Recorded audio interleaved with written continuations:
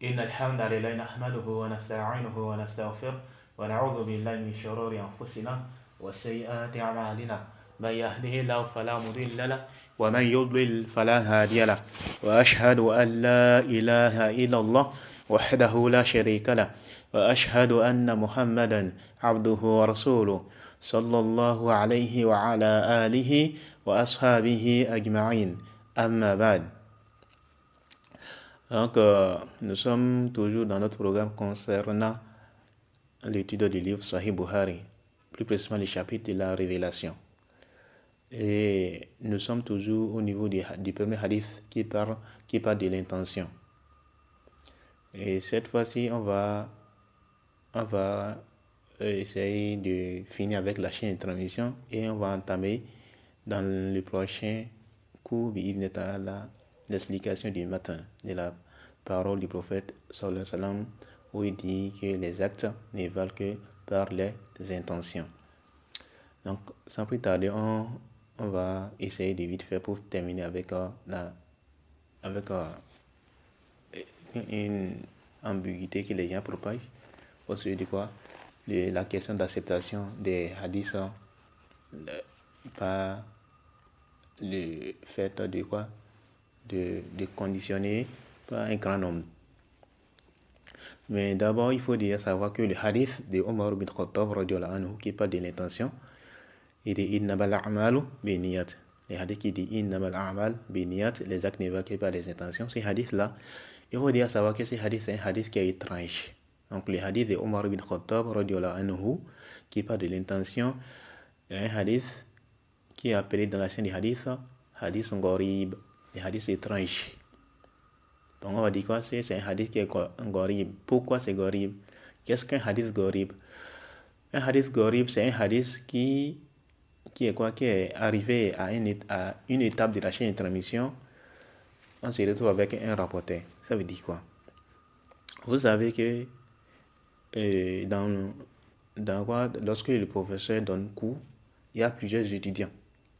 Maintenant, après, les étudiants, ils vont transmettre ce qu'ils ont pris chez le professeur, et ainsi de suite. Maintenant, qu'est-ce qui se passe avec les hadiths du prophète?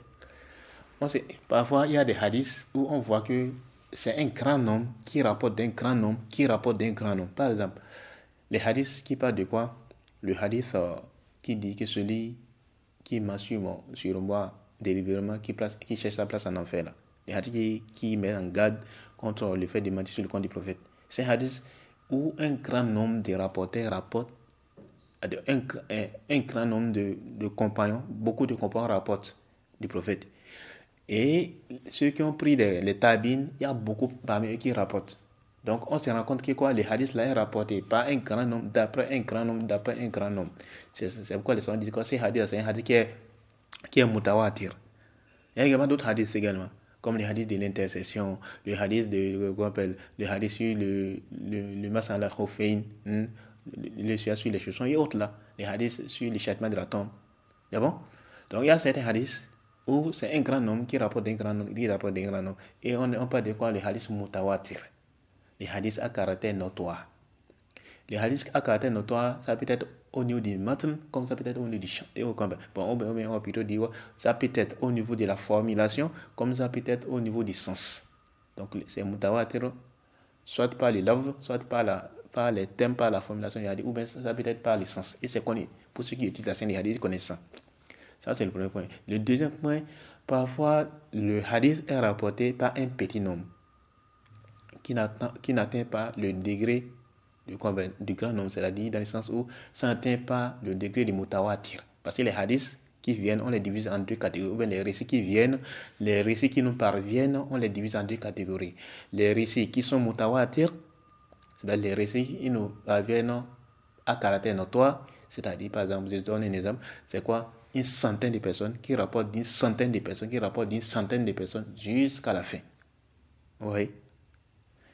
Donc c'est ça qu'on appelle mutawatir, ou bien une vingtaine de personnes, ou bien une trentaine de personnes, ou bien une cinquantaine de personnes, peu importe. Ça peut être un grand nombre. Pour parler de mutawatir, il faut que ce soit un grand nombre en fait. Un grand nombre qui rapporte d'un grand nombre, et ainsi de suite. C'est ça qu'on appelle comme mutawatir. Maintenant, lorsque ça n'atteint pas les degrés de mutawatir, c'est là où on dit quoi que c'est un hadith, ou bien c'est un récit qui est ahad. Un récit qui est à caractère unique. Ok? C'est ça qu'on veut dire un récit à caractère unique.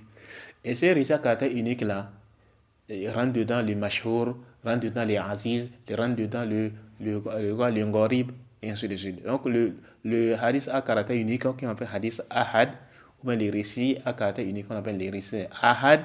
Ces récits-là, c'est un récit, pour faire court, c'est quoi? C'est un récit qui n'atteint pas les degrés des mutawatir. Les mutawatir, c'est un grand nombre qui rapporte des grands nombres, qui rapporte des grands nombres. Maintenant, le grand nombre, là, c'est à partir des camps. Il y a une division entre les savants par rapport à ça. Mais comme c'est Ibn Hajar dit, ce qui est juste, c'est qu'il n'y a pas un nombre limite. C'est un grand nombre. Il y a certains qui ont dit que non, c'est à partir de 12, d'autres ont dit non, que c'est à partir de 10, d'autres ont dit non, c'est à partir de 8. Il y a une divergence entre les savants des hadiths par rapport à ça. Ils ont amené des preuves qui n'ont rien à voir avec ça. Ils ont dit maintenant pourquoi c'est 12? Ils ont dit que la tribu des enfants d'Israël sont comme c'est 12. D'autres ont dit que 40. Pourquoi Allah subhanahu wa ta'ala a donné rendez-vous à Moussa et 40 nuits, 40 jours? Ils ont amené ça. Ça n'a rien à voir en fait. Ça n'a aucun rapport. C'est pourquoi certains ont dit quoi? Que ce qui est juste, c'est qu'il n'y a pas un nombre fixe. C'est un grand nombre quand même. Ok? Maintenant, les hadiths, c'est ça qu'on appelle quoi? Un grand nombre. Et lorsque c'est un grand nombre, on dit quoi? Que c'est hadith mutawatir. Ou bien un récit qui est mutawatir, à caractère notoire. Maintenant, lorsque ça n'atteint pas les degrés de mutawatir, alors on dit que c'est ahad. Ok? On dit que c'est ahad. Par exemple, c'est 3 personnes qui rapportent des 4 personnes, qui rapportent des 5 personnes, qui rapportent des 20 personnes et autres là. Donc on voit que c'est un petit nombre. Il y a 3. Le petit nombre, c'est 3. Donc on dit que c'est ahad. Ou bien si c'est 2 personnes qui rapportent de 3 personnes, qui rapportent de 5 personnes, qui rapportent de 2 personnes. Donc on voit quoi? Quand on regarde la chaîne de transmission, on voit que le petit nombre, c'est quoi? C'est 2. Donc on dit que c'est ahad. Vous voyez, c'est ainsi de suite comme ça. Donc lorsque lorsque le petit nombre, quand on regroupe la chaîne de transmission, à chaque étape de la chaîne de transmission, comme dans on voit que arrivé à une étape de la chaîne de transmission, on se rend compte que ça tourne autour d'une personne, ou bien ça tourne autour de deux personnes, ou bien ça tourne autour de 3 personnes, ou bien ça tourne autour d'un petit nombre de personnes, et qui n'atteint pas les degrés de mutawatir. Alors on dit que c'est ahad. J'espère que c'est compris. Maintenant, les ahad là est divisé en plusieurs catégories. Il y a les ahad. C'est quoi? C'est le hadith qui n'atteint pas le degré de mutawatir, qui n'atteint pas le degré de quoi mutawatir. Le mutawatir, c'est à caractère notoire. Les récits qui est rapporté à caractère notoire, un grand nombre qui rapporte des grands nombres, qui rapporte des grands nombres. Maintenant, lorsque ça n'atteint pas les mutawatir, alors on dit que c'est ahad. Maintenant, les ahad là, elle est divisée en plusieurs catégories. Il y a le quoi? Il y a les aziz, il y a le ngorib et il y a le mashhour. Le mashhour, c'est à partir des 3. Le mashhour 3, 4, 5 et qui n'atteint pas le degré de mutawatir. Ok? Donc à partir de 3 et qui n'atteint pas le degré de mutawatir. C'est-à-dire quoi? Par exemple, quand on regarde, on voit que quoi? Il y a 20 personnes, les récits là, tel récit par exemple, on dit quoi? Que telle personne a dit telle chose. Et les récits là, qu'on est en train de rapporter, quand on essaie de regarder, on essaie de regrouper les différentes personnes qui sont en train de rapporter ça. On voit que la première étape de la chaîne d'intervention, on voit que quoi? Il y a 20 personnes qui rapportent de 50 personnes, qui rapportent de 3 personnes, qui rapportent de 100 personnes. Quand on regarde, le petit nombre là, c'est quoi? C'est 3. Donc on dit que quoi? Que c'est ahad. Plus précisément, que c'est mashhour. Pourquoi c'est mashhour? Parce que ça n'atteint pas les degrés de mutawatir. En fait, ce qu'on regarde, c'est le plus petit nombre en fait, on regarde. C'est pas les grands nombres, c'est le plus petit nombre. C'est ce qu'on regarde. Donc lorsque le plus petit nombre, c'est quoi? C'est 3. Là on dit 1, 3 ou plus. Et que ça n'a pas atteint les degrés de mutawatir, alors on dit que c'est mashhour. Tu as compris? Hein? Ça c'est la première catégorie ça, de ahad. La deuxième catégorie de ahad, c'est quoi? C'est les aziz. Les aziz, c'est quoi? C'est à partir de 2. Donc lorsque quoi? Lorsque deux personnes rapportent de 2 personnes, qui rapportent de 2 personnes, qui rapportent de 2 personnes, qui rapportent de 2 personnes, et ainsi de suite. Hein? C'est 2 personnes. Ou bien il y a 2 personnes qui rapportent de 100 personnes, qui rapportent de 20 personnes, qui rapportent de 50 personnes, qui rapportent de... On regarde quoi? Le plus petit nombre, c'est 2. Là, on dit que c'est aziz. Donc on dit quoi? Que c'est ahad. Plus précisément, que c'est aziz. Vous voyez, non? Maintenant, il y a l'ingorib. L'ingorib, c'est quoi? C'est lorsque c'est une personne. C'est lorsque c'est une personne qui rapporte. Donc on dit quoi? Par exemple, il y a une cinquantaine de personnes qui rapportent d'une vingtaine de personnes, qui rapportent d'une trentaine de personnes, qui rapportent d'une personne, qui rapportent de 100 personnes. Là, quand on regarde, on voit que les plus petits nombres dans la chaîne de transmission, c'est quoi? C'est 1. Alors on dit quoi? Que c'est quoi? C'est gharib. Vous avez compris maintenant, non? Donc, le hadith ahad, donc les récits qui viennent, qui nous parviennent, on les divise en 2 catégories. Il y a les aziz, excusez-moi, il y a quoi? Les ahad et les mutawatir. Les mutawatir, c'est à caractère notoire, ce qui est rapporté d'un grand nombre, d'après un grand nombre, d'après un grand nombre. Et les ahad, c'est quoi? C'est tout récit qui n'a pas atteint le degré des mutawatir. Donc c'est un petit nombre en fait qui rapporte et qui n'a pas atteint le degré des mutawatir. Vous avez vu?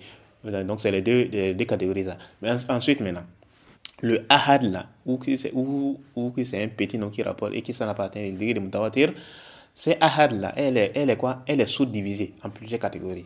Dedans là, il y a quoi? Les mashhur. Il y a les mashhur. Les mashhur, c'est au moins 3 personnes. Jusqu'à un nombre de personnes qui n'atteint pas le degré des mutawatir. Donc le plus petit nombre, c'est 3. Les aziz. Le aziz, c'est au moins 2 personnes. C'est au moins 2 personnes. Ouais, non. Et la troisième catégorie, c'est quoi? C'est le gharib. Le gharib, c'est quoi? C'est au moins une personne. Et le hadith là, les hadiths qui parlent de l'intention là, le hadith de Omar bin Khattab, c'est un hadith qui est quoi? Qui est gharib. Pourquoi? Parce que quand on regarde la chaîne de transmission, on se rend compte qu'arrivé à une étape de la chaîne de transmission, on se retrouve avec combien de personnes? Avec une personne. C'est-à-dire quoi? Pour résumer, c'est quoi? Un hadith gharib, c'est un hadith qui, arrivé à une étape de la chaîne de transmission, ça tourne autour d'un rapporteur. Maintenant, si c'est 2 rapporteurs, on dit que c'est aziz. Et si c'est au moins 3 rapporteurs, on dit que quoi? Que c'est mashhur. Vous avez compris maintenant, c'est fait. Vous avez compris? Le hadith de Omar là, Ibn Khattab, quand on regarde, combien de personnes ont pris ça chez les prophètes? C'est une personne. C'est-à-dire combien de personnes rapportent ça des prophètes? C'est une personne. Et c'est qui? C'est Omar bin Khattab. Ensuite, combien de personnes rapportent de Omar? C'est qui? C'est une personne. Qui est qui? Al-Qama Ibn Waqqas. Ensuite, combien de personnes rapportent de Al-Qama? Une seule personne. Qui est qui? Mohamed ibn Ibrahim At-Taymi. Ensuite, combien de personnes rapportent de Mohamed ibn Ibrahim At-Taymi? Une personne. Et c'est qui? C'est Yahya ibn Sa'id Al-Ansari. Ensuite, combien de personnes rapportent de Yahya ibn Sa'id Al-Ansari? Plus de 100 personnes. Les gens même disent qu'il y a plus de 300 personnes en fait. Vous voyez? Donc il y a un grand nombre qui rapporte. Maintenant, on voit quoi? Que le plus petit nombre arrivé à une étape de la chaîne de transmission, c'est quoi? C'est 1. Au niveau du compagnon, c'est un seul compagnon qui rapporte. Au niveau de quoi? Au niveau des élèves du compagnon là qui rapporte là, c'est une personne qui est Al-Qama ibn Waqqas. Et au niveau de Al-Qama ibn Waqqas, parmi tous ces étudiants, il n'y a qu'une personne qui rapporte, qui est quoi? Mohamed ibn Ibrahim At-Taymi. Et parmi tous les étudiants de Mohamed ibn Ibrahim At-Taymi, il n'y a que Yahya ibn Sa'id Al-Ansari. C'est pour dire quoi? Les hadiths, ça est vraiment gharib jiddan. C'est vraiment très étrange. C'est vraiment très étrange. Vous voyez, non? J'espère que c'est compris. Peut-être on viendra sur l'histoire des gharib et autres là, Aziz et autres là, quand on va parler de quoi? On va faire un livre dans la chaîne des hadiths, comme par exemple des Baykoniya ou autres livres là. Donc, Al-Khattabi, qu'est-ce qu'il a dit par rapport à ces hadiths là? Donc, j'espère que c'est compris maintenant. Les hadiths sont divisés en 2 catégories, les récits, mutawatir et ahad. Ok, mutawatir et ahad. Maintenant, les ahad là, soit c'est aziz, soit c'est un gharib, soit c'est quoi? Soit c'est mashhur. Ok? Maintenant, par rapport à l'histoire de quoi, que ce soit ahad ou mutawatir ou autre, ça ne veut pas dire que c'est authentique. Faut pas vous trouver. Ça peut être quoi? Ça peut être mutawatir et que c'est inventé. Ça peut être mutawatir et que c'est quoi? C'est très faible. Donc le fait que le récit soit mutawatir ou soit ahad, ça ne veut pas dire que c'est authentique. Pour parler d'authenticité, ça c'est autre chose. Il y a conditions pour que ça soit authentique. Là. On parle des 5 conditions et autres là. Ok? Donc il n'y a pas de corrélation en fait. Le fait que hadith soit ahad, ça ne veut pas dire que c'est authentique ou ça ne veut pas dire que c'est faible. Le fait que hadith soit mutawatir, ça ne veut pas dire que c'est authentique ou ça ne veut pas dire que c'est faible. Mutawatir et ahad, c'est par rapport au grand nombre qui rapporte. Maintenant, est-ce que c'est authentique ou bien c'est pas authentique? Ça c'est une autre question ça. Ça c'est un autre sujet ça. Mais quand on parle de mutawatir et ahad, on est en train de parler par rapport à quoi? Au grand nombre qui rapporte. Est-ce que c'est un grand nombre ou c'est un petit nombre? C'est non pas de mutawatir et de ahad. Maintenant, est-ce que c'est récit qui est rapporté par un grand nombre? Est-ce que c'est authentique ou pas? Ça, c'est un autre sujet, ça. Mais c'est réussi, qui est rapporté par un petit nombre, est-ce que c'est authentique ou pas? Ça, c'est un autre sujet, ça. Ok? Donc, ne soyez pas trompés, voilà. Donc, ça, c'est juste une parenthèse. Donc, on va continuer. Ensuite, qu'est-ce que l'imam Al-Khattab a dit par rapport à ce hadith-là? Il a dit quoi? Il dit qu'il n'y a pas de divergence entre les gens du hadith, donc entre les savants du hadith, sur le fait que ces hadiths-là, les hadiths de Omar, là, qui n'est pas de notation, n'est connu que par cette chaîne de transmission. Ce n'est connu que par cette chaîne de transmission. Quelle est cette chaîne de transmission? Yahya ibn Sa'id al-Ansari, qui rapporte de Mohamed ibn At-Taymi, qui rapporte de Al-Qama ibn Waqqas, qui rapporte de Omar ibn Khattab, radiyallahu anhu. Qui rapporte de Omar ibn Khattab, radiyallahu anhu. Tous les hadiths là, de Omar là, ça tourne autour de ces trois personnes là seulement. Ou bien on peut dire quatre avec le compagnon Omar. Hein? Avec le compagnon Omar ibn Khattab radiyallahu anhu. Parce que qu'est-ce que l'imam Bukhari dit? حدثنا الحميدي عبد الله بن الزبير قال حدثنا سفيان قال حدثنا يحيى بن سعيد الأنصاري قال أخبرني محمد بن إبراهيم التيمي أنه سمع علقمة بن وقاص الليثي يقول سمعت عمر بن الخطاب رضي الله عنه على المنبر قال سمعت رسول الله صلى الله عليه وسلم الحديث إلى فذكر الحديث إلى citer le hadith. Et donc, on va quoi quand on regarde toute la chaîne de transmission, on se rend compte que quoi, les hadiths là, ça tourne autour de qui? De Yahya ibn Sa'id al-Ansari qui dit, donc on dit quoi, les hadiths ça tourne de quoi? Les madarik des hadiths là. Quand la sortie des hadiths, les hadiths tournent autour de qui? Ça tourne autour de Yahya ibn Sa'id al-Ansari qui dit Akhbarani Muhammad ibn Ibrahim al-Taymi annahu sami'a Alqamata bin Waqqas al-Laythiyya yaqul sami'tu Umar bin Khattab radiyallahu anhu ala minbar. Donc les hadiths tournent autour de qui? De Yahya ibn Sa'id al-Ansari qui dit que j'ai entendu Muhammad ibn Ibrahim al-Taymi. Ou bien plutôt, il a dit quoi? Akhbarani. Donc il a dit quoi? Que Mohammed ibn Ibrahim At-Taymi m'a informé qu'il a entendu Al-Qama ibn Waqqas al-Laythi dire qu'il a entendu Omar ibn Khattab radiyallahu anhu dire sur le minbar. Donc les hadiths tournent autour de ça. Les hadiths où les poètes disent quoi? Les actes n'évoquent pas les intentions. Et donc c'est pourquoi Al-Khattab dit quoi? Il n'y a pas de divergence entre les gens des hadiths sur le fait que ces hadiths n'est connu que par cette chaîne de transmission. Quelle est cette chaîne de transmission? Yahya ibn Sa'id al-Ansari qui dit que Mohammed ibn Ibrahim At-Taymi m'a informé qu'il a entendu Al-Qama bin Waqqas al-Laythi dire qu'il a entendu Omar bin Khattab radiyallahu anhu sur le minbar dire qu'il a entendu le messager d'Allah sallallahu alayhi wa sallam dire innamal a'mal binniyat al-hadith. Oui, non, les actes n'évoquent pas les intentions jusqu'à la fin du hadith. Oui, non. Et par rapport à cette parole de Al-Khattabi qui dit qu'il n'y a pas de divergence entre les gens du hadith sur le fait que ce hadith n'est connu que par cette chaîne de transmission, Al-Hafiz ibn Hajar al-Asqalani rahimahullah dit en annotation, il a dit en annotation à cette parole d'Al-Khattabi, il dit quoi? On restreint sa parole par deux choses. Donc cette parole d'Al-Khattabi là, on la restreint par deux choses. La première, c'est quoi? Il dit la première est qu'il s'agit de ce qui est authentique. La première, c'est qu'il s'agit de ce qui est authentique. Donc, ça dit quoi? Qu'il n'y a pas de... Donc, on restreint cette parole où Al-Khattab dit quoi? Il n'y a pas de divergence entre les gens du hadith sur le fait que ce hadith n'est connu que par cette chaîne de transmission. Et donc, on la restreint par deux choses. La première, c'est quoi? C'est qu'il s'agit de ce qui est authentique. C'est-à-dire, on va dire quoi? Donc, on va dire quoi? Descendre de sa parole, ça serait quoi? Il y a des divergences entre les gens du hadith sur le fait que ce hadith qui est authentique, le hadith est authentique là, il y a dit Omar bin Khattab là, et sur l'intention là, ce hadith n'est connu que par cette chaîne là, donc ce qui est authentique. Pourquoi? Al-Hafiz ibn Hajar al-Asqalani dit quoi? Car il est rapporté par des voix défaillantes.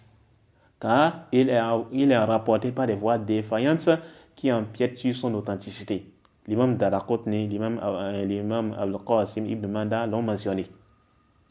Donc, en fait, le hadith là, qui parle de l'intention là, c'est rapporté par d'autres personnes, pas d'autres compagnons.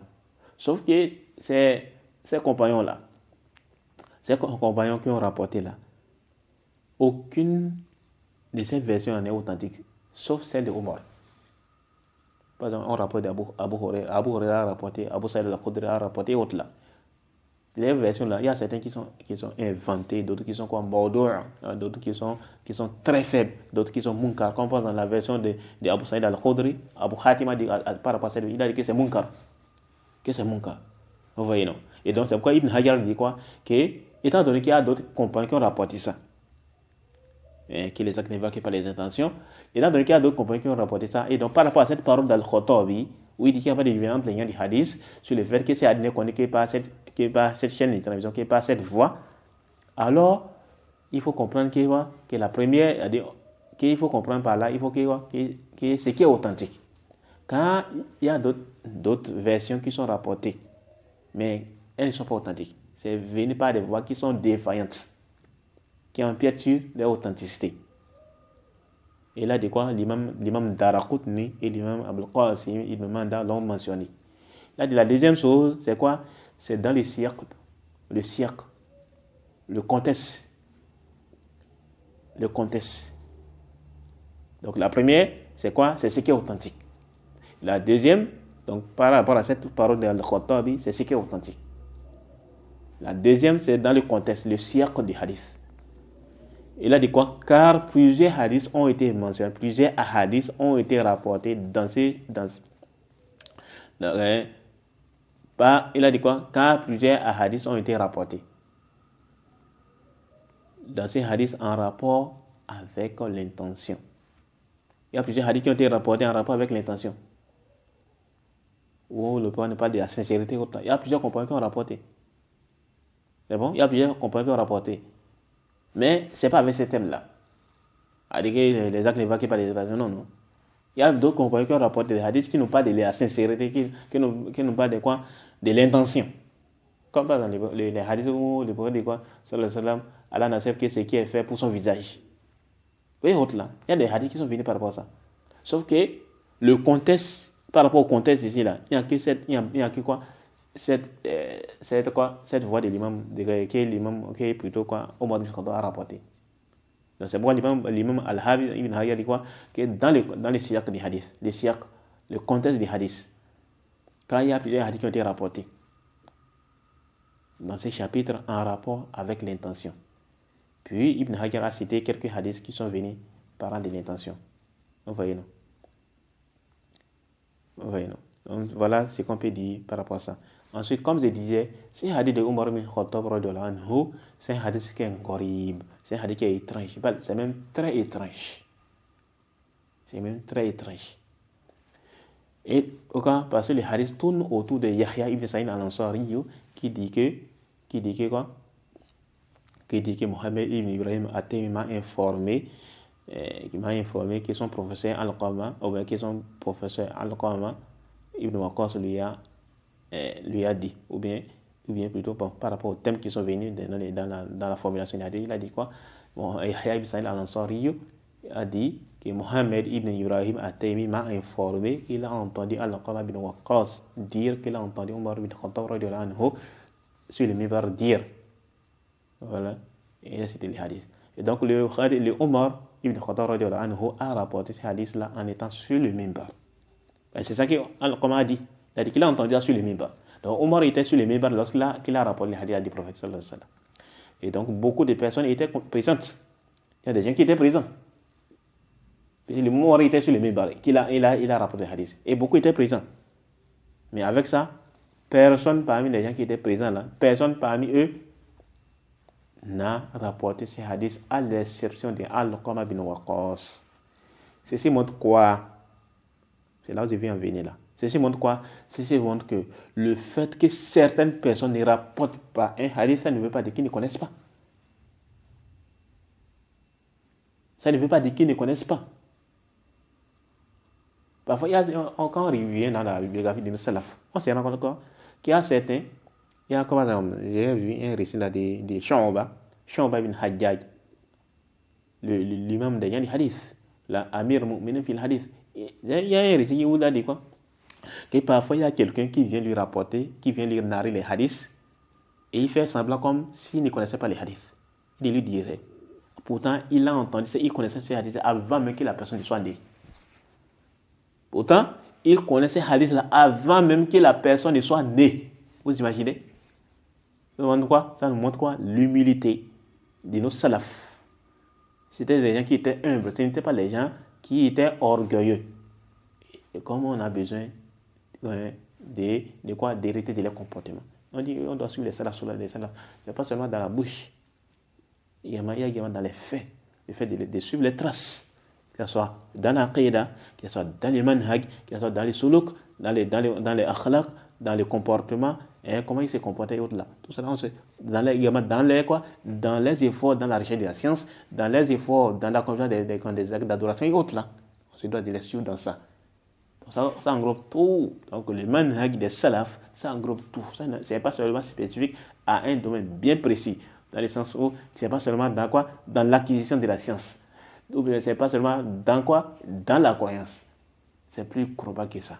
Le comportement, le manhaj, le quoi encore? Les efforts dans les adorations, la motivation, tout cela là, les relations avec Allah subhanahu wa ta'ala, la lecture du Coran, comment il se comporte, tout cela, ça englobe tout cela. Donc on parle des manhaj des salafs, c'est pas juste ça.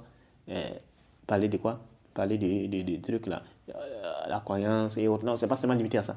Ça englobe beaucoup de choses. Ça englobe beaucoup de choses. Et donc, on se voit encore par rapport à ça. Et c'est important, ce que je vais souligner ici, parce qu'il y a certaines personnes qui amènent souvent des ambiguïtés pour rejeter les hadiths du prophète sallallahu alayhi wa sallam. Le fait que certaines personnes ne rapportent pas un hadith, ça ne veut pas dire qu'ils ne connaissent pas. Quand on regarde certains compagnons, par exemple Abu Bakr as-Siddiq, on voit quoi quand on regarde les hadiths qu'il a rapportés, c'est peu, très peu par rapport au hadith que Abu Huraira a rapporté. Très peu. C'est une centaine qu'il a rapporté, comme c'est 200 environ, ou bien combien, je ne sais plus exactement combien Abu Bakr as-Siddiq a rapporté. Mais est-ce que le fait que Abu Bakr as-Siddiq n'a pas rapporté beaucoup de hadiths, que ça veut dire que les hadiths qu'il n'a pas rapporté, il ne connaissait pas? Ça ne veut pas dire ça. Hein? Ça ne veut pas dire ça. Ça ne veut pas dire ça. Oh ben, Omar, les hadiths que Omar a rapporté, comparé au hadith que Aïcha a rapporté, ou bien comparé au hadith que Abu Huraira a rapporté, ou comparé au hadith que Abdullah ibn Amr ibn As a rapporté, ou bien comparé à ce que son fils Abdullah ibn Omar a rapporté, c'est très minime. Mais est-ce que ça veut dire que Omar ne connaissait pas les autres hadiths là, qu'il n'a pas rapporté? Ça ne veut pas dire ça. Ça ne veut pas dire ça. Donc le fait que certaines personnes ne rapportent pas un récit, ça ne veut pas dire qu'ils ne connaissent pas. Pourquoi? Les hadiths là indiquent ça. Le hadith de Omar là, qui parle de l'intention. Parce que Omar a rapporté ces hadiths là sur le minbar. Mais les gens étaient présents.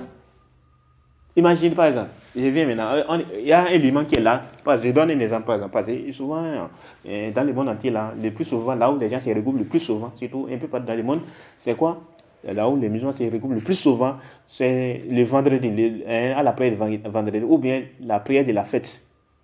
Vous voyez, donc lors de la prière de la fête, on voit qu'il y a beaucoup de personnes qui sont présentes en train d'écouter. Et l'imam, il y a certains, quand l'imam finit de faire la prière, en même temps, ils se lèvent, ils partent. Mais comme il y a un bon nombre de personnes, il y a un bon nombre de personnes qui restent pour écouter ce que l'imam est en train de dire. Il y a certains gens qui restent pour écouter ce que l'imam est en train de dire. Maintenant, lorsque l'imam est en train de parler là, excusez-moi, lorsque l'imam est en train de parler là, quand on regarde, et maintenant, est-ce que ce que l'imam a dit là, tous ceux qui sont présents là, c'est ce qu'ils vont rapporter ça? Là, c'est qui ne vont pas rapporter ça. Ils ne vont rien dire. Est-ce que le fait qu'ils ne rapportent pas ça, ça veut dire qu'ils ne savaient pas que l'imam a dit ça là? Non, ça ne veut pas dire ça. Donc, le fait qu'un rapporteur ne rapporte pas quelque chose, ça ne veut pas dire qu'il ne connaissait pas. Par exemple, parmi tous les compagnons du prophète là, il n'y a que Omar seul qui rapporte les hadiths là. Est-ce que ça veut dire qu'il n'y a que Omar seul qui a rentré ces hadiths là du prophète? Ça ne veut pas forcément dire ça. Il se peut. C'est possible. Oui, mais ça ne veut pas forcément dire ça. Donc, le fait qu'il n'y a qu'un seul compagnon qui rapporte tel hadith du prophète et que les autres compagnons ne rapportent pas, ça ne veut pas dire que quoi? Que ces autres compagnons qui ne rapportent pas ces hadiths-là, ils ne connaissaient pas ces hadiths. Ça ne veut pas forcément dire ça. Ça ajoute à cela, le cas de Omar. Omar a dit ces hadiths-là sur le minbar. Et donc quoi? Normalement, les gens qui étaient censés, les gens qui étaient présents, étaient censés de quoi? De rapporter ces hadiths-là. Mais aucun parmi eux ne rapporte ces hadiths, sauf Al-Qama ibn Waqqas. Sauf Al-Qama ibn Waqqas, radiyallahu anhu, rahimahullah. C'est lui seul qui rapporte. Bon, il y a une différence entre Al-Qama. Est-ce que c'est un compagnon ou pas? une différence le compagnon, entre les deux savants du hadith. C'est-à-dire, on dit que c'est un compagnon. Mais fille Hinova. On dit qu'il a vécu à l'époque du prophète. Et on dit qu'il a vécu à l'époque du prophète, mais il n'a pas rencontré le prophète et autres là. On a déjà parlé de lui. Mohamed ibn Ibrahim Atemi. Mais ce qui est juste, c'est pas un compagnon. Il fait pas des kibas parmi les tabi'in. C'est pas un compagnon. C'est ce qui est juste. Wallahu a'lam. Et parmi tous ces étudiants, il y a que parmi les étudiants de Al-Qur'an, il y a que Mohamed ibn Ibrahim Atemi qui rapporte ça. Et parmi également tous les étudiants de Mohamed Ibrahim Atemi, il y a que Yahya ibn Sa'id al-Ansari qui rapporte ça. Donc on retient qu'il y a de là que c'est pas le fait qu'un rapporteur ne rapporte pas un hadith ou ne rapporte pas un récit, ça ne veut pas dire que les autres rapporteurs, ou ça ne veut pas dire que les rapporteurs là, celui qui ne rapporte pas là, ça ne veut pas dire qu'il ne connaissait pas. Il se peut qu'il connaissait, mais juste qu'il ne rapporte pas ça. Juste qu'il ne rapporte pas ça. Étant donné qu'il y a quelqu'un qui a des rapports, donc ça suffit. Ça suffit.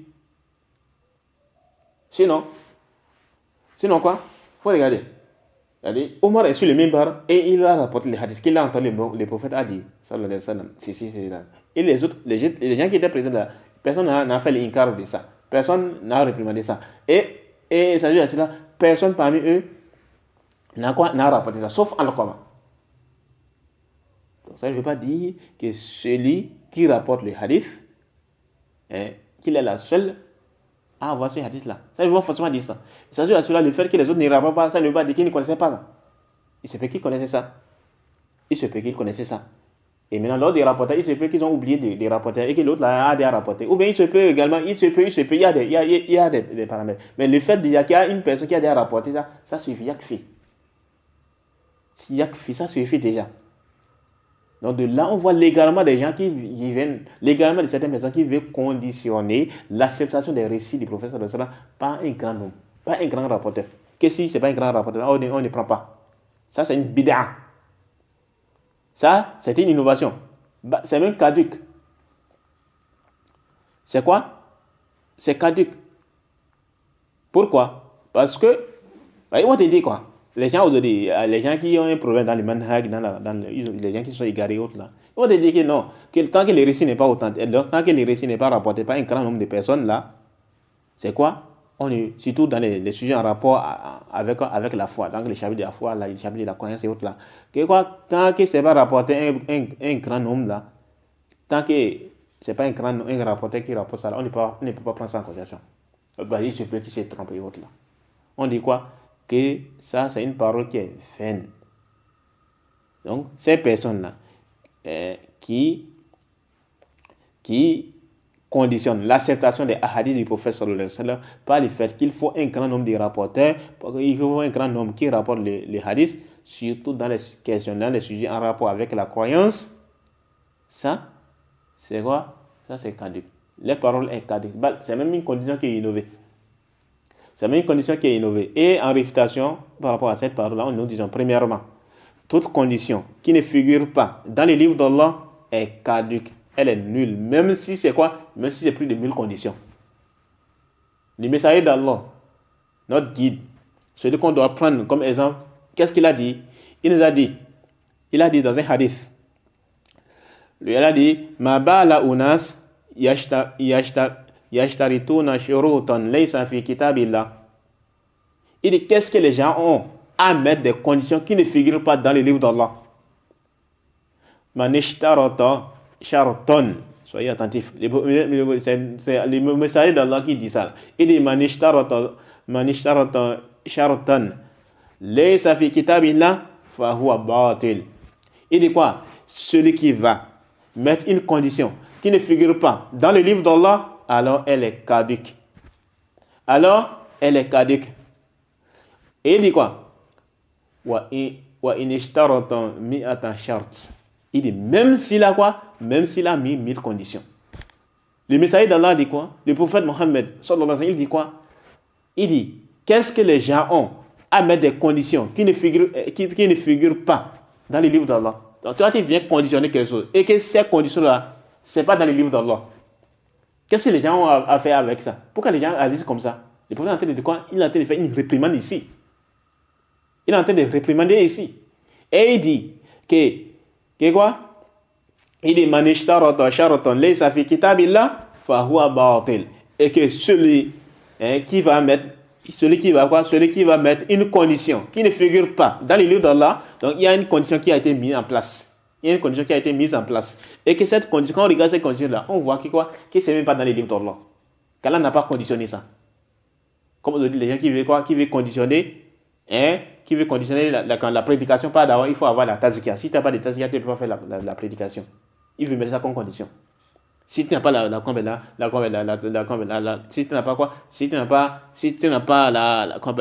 tazkia, tu ne peux pas faire prêche. Tu ne peux pas faire quoi? Tu ne peux pas parler dans la religion. Qui a dit ça? La condition pour pouvoir parler, c'est quoi? C'est la science. Tant que tu as déjà appris. Quelqu'un il est parti maintenant auprès des gens de science. Il a étudié. Et maintenant, ou bien il a étudié la langue arabe. Maintenant, qu'est-ce qui s'est passé? Il a bien appris la langue arabe. Il a quelques bases dans la croyance et autres là. Maintenant, ensuite, qu'est-ce qu'il va faire? Il commence maintenant à prêcher. Notamment, il a commencé à enseigner les livres, par exemple, Sarasat Rusul, Qawaid al-Arba. On dit non, il n'y a pas de droit de voix, il n'y a pas de tazkia. Alors que la personne ne parle pas avec sa tête. Il ne vient pas contredire ce qui est dans les livres dans la sunna du professeur. Il ne contredit même pas la voix des salafs. Il vient dire, non, il faut d'abord qu'il y ait des tazkia. Ils vont amener des paroles, etc. Alors que, sur le sujet, même les savants divergent. Après, ils seront quoi? Les problèmes n'est même pas tant sur le fait que la personne est d'avis qu'il faut des tazkia. Mais la personne, il vient quoi? Il vient créer des fitanes. La personne vient quoi? Il vient créer des fitanes. Il vient créer des trous au sujet. Ah non, il ne connaît même pas créer il connaît même pas. Et pire que ça même, il vient quoi? Il vient mettre en garde contre les frères qui sont en train de faire des efforts pour pouvoir faire quoi? Pour pouvoir éclaircir les sujets dans d'autres religieux. Tu vois, par exemple, dans telle région, parce qu'il faut regarder. Je donne chez nous, par exemple. Il faut regarder chez nous là-bas au Bénin. Là. Comment le shirk est répandu. Le shirk est répandu. Il y a certaines personnes qui ne sortent même pas. Il y a certains de nos frères qui sont seulement dans les centres-villes. Ils restent seulement dans les centres. Ils ne connaissent même pas la réalité qui est dans les villages. Là. Il faut aller dans les villages. Vous allez vous rendre compte. Vous allez voir la réalité. Si on est juste dans les villages, là, les contrées, là, vous allez voir que vraiment les gens sont vraiment quoi? Les gens sont vraiment dans un très très grand besoin d'apprendre la religion. Combien de personnes on dit quoi? Sont des savants chez nous là-bas. D'ailleurs, est-ce qu'il y a un savant d'abord chez nous là-bas? Il n'y avait pas de savants. On a, alhamdulillah, il y a le docteur Marwan qui est là, qui a fait des efforts pour éclaircir un bon nombre de sujets en rapport avec les manhaj, la croyance, le fiqh et autres. Qu'Allah le récompense et qu'Allah le préserve sur la salafia. Il y a également d'autres là. Mais beaucoup parmi les docteurs là, c'est des égarés. C'est les gens qui proposent des innovations, des gens qui proposent des ambiguïtés, c'est les gens qui suivent les manhaj des ikhwan, d'autres sont quoi? D'autres sont dans le soufisme et autres là. Comme par exemple à Sakete là. Hein? Il y a plein d'égarés là qui sont en train de propager les égarements. À Parakou, on n'en parle même pas. Beaucoup parmi les gens qui ont quoi? Qui ont le doctorat, ou bien le master, ou bien la licence et autres là, dans la religion, c'est des innovateurs. Beaucoup parmi eux. Très très peu parmi les gens de la Sunna ont les doctorats. Très très peu, on peut même les compter au Bénin là. Très très peu, ils ont les doctorats. Très très peu ont la licence. Et quand je ne dis pas les doctorats, je parle ici dans la religion. Je ne parle pas ici dans la vie mondaine. Il y a plein de nos frères salafis qui ont les doctorats, qui sont en médecine et autres là. Bon nombre de nos frères salafis. Il y a certains qui ont la licence, les masters et autres là. Je ne parle pas dans ces domaines-là, dans la vie courageuse, je ne parle pas de ça. Je parle ici dans la religion. Combien parmi les salafis là, chez nous là-bas au Bénin là, combien parmi eux ont les doctorats? C'est très peu. Beaucoup qui ont les doctorats et autres, la licence et autres, c'est les gens de l'innovation. Les gens, les ikhwan, surtout à Parakou, dans la ville de Parakou, ils ont plein. Et beaucoup de nos frères sont trompés par eux. Et certains même sont des escrocs. Hein? Quand ils finissent, c'est quand même pas quoi à faire des projets là. Et quand ils trouvent ça, ils sont en train d'escroquer seulement, comme les Arabes là. Ils sont en train de les escroquer seulement. À Djougou même n'en parlons même pas. À Dieu même n'en parle même pas. Il y a d'autres même là, c'est avec le Coran, ils trompent. Hein? Et certains sont trompés par eux. Il y a certains qui ne connaissent même pas le manhaj des gens de la sunna. Et ils ont des doctorats. C'est plein là-bas. Maintenant, comment ça, dans un tel pays maintenant, on dit que non, si tu veux prêcher là, il faut avoir tazkia. D'ailleurs, chez nous là-bas, il n'y a pas ce problème-là. Ils sont de quoi tazkia. Encore que même les frères salafis se connaissent même. Les salafis se connaissent là-bas. de façon générale. C'est pourquoi même quand quelqu'un il se réclame de la salafia, les gens ne commencent pas à se renseigner. Est-ce que telle personne. Encore que bon, les pays, les Bénin et autres là. Donc les salafis sont éparpillés un peu partout dans les centres-villes et autres là. Dans les différents villages, dans les différentes zones et autres là. Donc, chez nous là-bas, c'est très facile de savoir si telle personne est salafi ou pas. C'est très très facile. Pas comme dans les grands pays où ça serait compliqué. Mais chez nous là-bas, alhamdulillah, il n'y a pas souvent ces problèmes. Les salafis se connaissent entre eux. Les étudiants également, on connaît les étudiants, on connaît également les gens de la sunna, les gens qui font des efforts pour appeler les autres. Mais, combien de personnes ont tazkia? Combien de personnes ont des tazkia? C'est souvent en Europe, là, il y a ces problèmes-là. Il y a les gens qui ont encore ces problèmes-là. C'est vrai. On peut dire, parfois on a besoin de tazkia. Mais est-ce que ça veut dire que quelqu'un qui n'a pas de tazkia, il ne peut pas parler de la religion, alors que la personne, il a étudié auprès des gens des sciences. La personne, il assiste aux assises. Il vient assister aux assises des savants de la sunna, ou bien les assises qui ont fait en direct. La personne n'a pas pu voyager. Il suit les cours en direct. Il lit les livres, il prend la science qui des gens de la sunna, les livres des savants de la sunna, les Cheikh Ibn Uthaymin, les Cheikh Rabi, les Cheikh Fawzan, et parmi les anciens, Ibn Taymiyyah, Ibn Qayyim, Mohamed Abdul Wahhab et autres là. Imam Malik, Imam Shafi et autres là. Et lui là, il se cadre des gens d'innovation, les Ash'aïr, les Maturidiyya, les Soufiyya et autres là. Il ne peut pas parler de la religion. Il n'a même pas été influencé mais pas les idéologies de ces gens-là. Mais juste que, il est quoi? Il n'a pas d'état. Donc il ne peut pas parler de la religion. Alors que lui, s'il veut parler là, il ne parle que de ce qu'il connaît. Le problème, c'est quoi? Ce qui est interdit dans la religion d'Allah subhanahu wa ta'ala, c'est le fait de parler sans science. C'est le fait de parler sans science.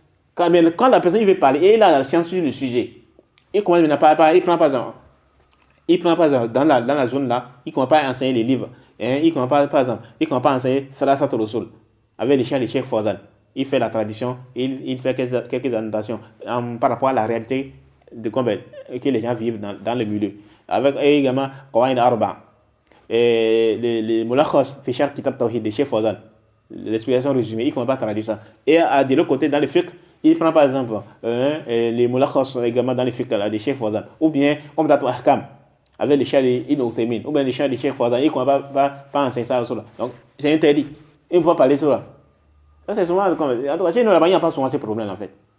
C'est en Europe, il y a souvent ces problèmes. Avec également les histoires des associations et autres là. Il y a souvent ces problèmes-là. Qu'Allah nous guide et qu'Allah nous facilite.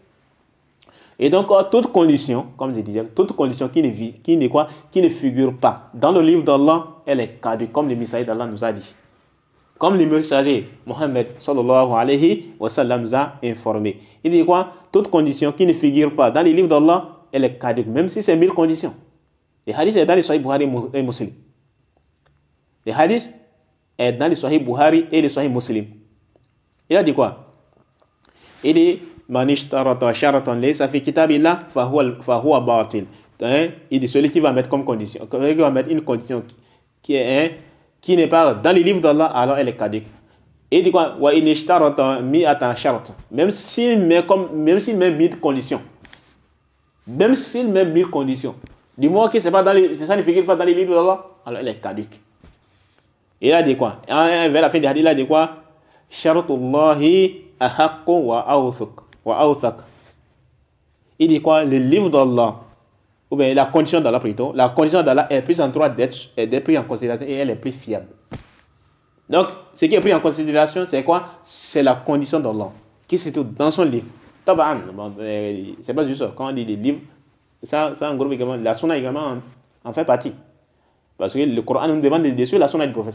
Et donc, lorsque la condition ne figure ni dans le Coran ni dans la sunna, alors elle est caduque. On ne prend pas en considération. Même si c'est 1000 conditions, même si il y a plein de personnes qui viennent amener ça. Et donc, on dit quoi? Donc, ces gens-là, les gens qui viennent conditionner l'acceptation des récits par le fait qu'il faut que ce soit un grand nombre qui rapporte ça. On dit quoi? Que c'est une condition qui est caduque. Pourquoi? Parce que ça ne figure pas dans les livres d'Allah. Et donc, quand elle est caduque, comme le messager d'Allah nous a dit.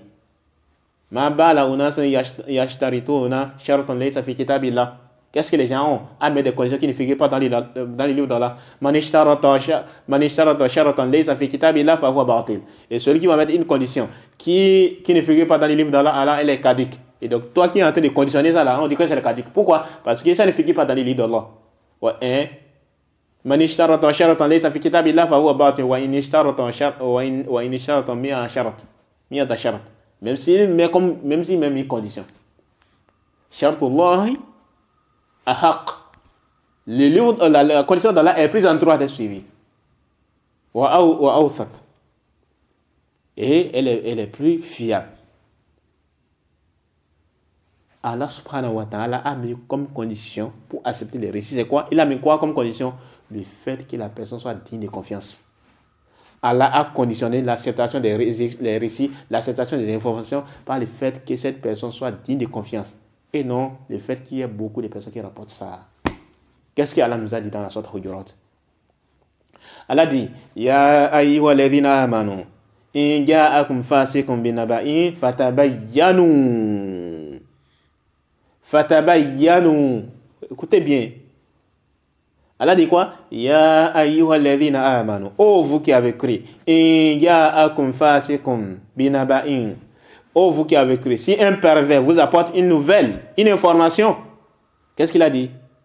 Fatabayyanu an tusibu qawman bi jahala. Il a dit quoi? Voyez bien clair, des craintes que par advertence, vous ne portez atteinte. Vous ne portez atteinte à des gens. Voilà ce qu'Allah nous dit dans le Coran, dans la sourate Hujurat. Et vous conditionnez par le fait que quoi? Par le fait qu'il faut que quoi? Que ça soit voilà, il faut que ça soit qu'on appelle beaucoup de personnes qui rapportent ça. Alors que non, Allah n'a pas mis ça comme condition. Allah n'a pas mis ça comme condition. Allah n'a pas mis ça comme condition. Allah a plutôt mis comme condition le fait que la personne soit vérité. Allah dit quoi? Soyez attentifs. C'est la sorte où Allah dit Ya ayyuhalladhina amanu. Oh vous qui avez cru. In ja'akum fasiqun binaba'in. Si un pervers vous apporte une nouvelle, fatabayyanu an tusibu qawman bi jahalatin. Voyez bien clair des craintes que par inadvertance vous ne portez atteinte à des gens. Vous ne portez atteinte à des gens. Fatusbihu ala ma fa'altum nadimin. Et que vous ne regretterez par la suite ce que vous avez fait. Voilà ce qu'Allah nous dit. Il reprend quoi? Allah dit quoi? Ya ayyuhalladhina amanu in ja'akum fasiqun binaba'in fatabayyanu an tusibu qawman bi jahalatin fatusbihu ala ma fa'altum nadimin. Oh vous qui avez cru, si un pervers vous apporte une nouvelle, voyez bien clair des craintes que par inadvertance vous ne portiez atteinte à des gens et que vous ne regrettez par la suite ce que vous avez fait. Donc Allah ici a dit quoi? De voir clair si c'est un pervers qui apporte une information. Donc le mafou mokho à la fin. Donc on comprend donc quoi? Lorsque la personne n'est pas une perverse, lorsque la personne n'est pas perverse, alors qu'est-ce qu'on fait? On prend l'information. C'est ça. Allah a conditionné ici le fait de vérifier l'information si c'est un pervers. Donc lorsque la personne n'est pas un pervers, on sait très bien que la personne c'est quoi? La personne c'est digne de confiance. Alors on fait ce gars. Par exemple, Cheikh Fawzan vient maintenant, il dit quoi? Que Youssou Cordovi a dit telle chose. Cheikh Fawzan c'est digne de confiance. Le Cheikh Robi dit que Youssou Cordovi a dit telle chose. Là c'est comme également. On prend en considération.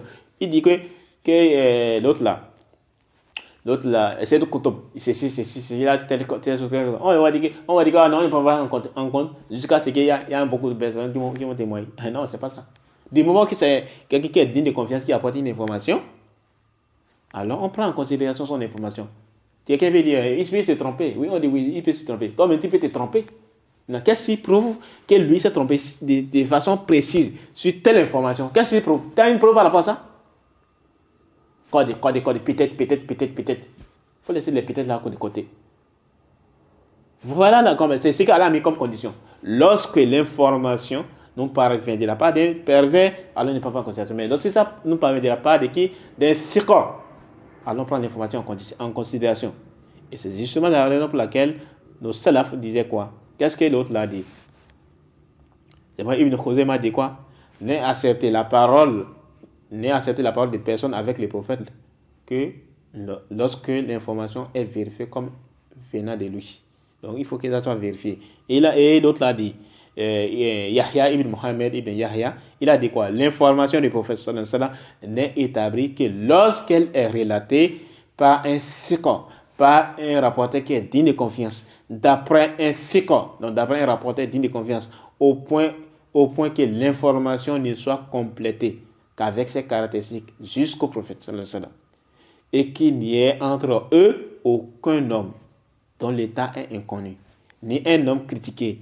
Ainsi, lorsque l'information est établie avec cette description, comme venant du prophète sallallahu alayhi wa sallam, alors il est obligatoire de l'accepter et de la mettre en pratique et de laisser ce qui s'y oppose. Ça, c'est dans Kifaya fi ma'rifatil usul de l'imam Al-Khatib Al-Baghdadi.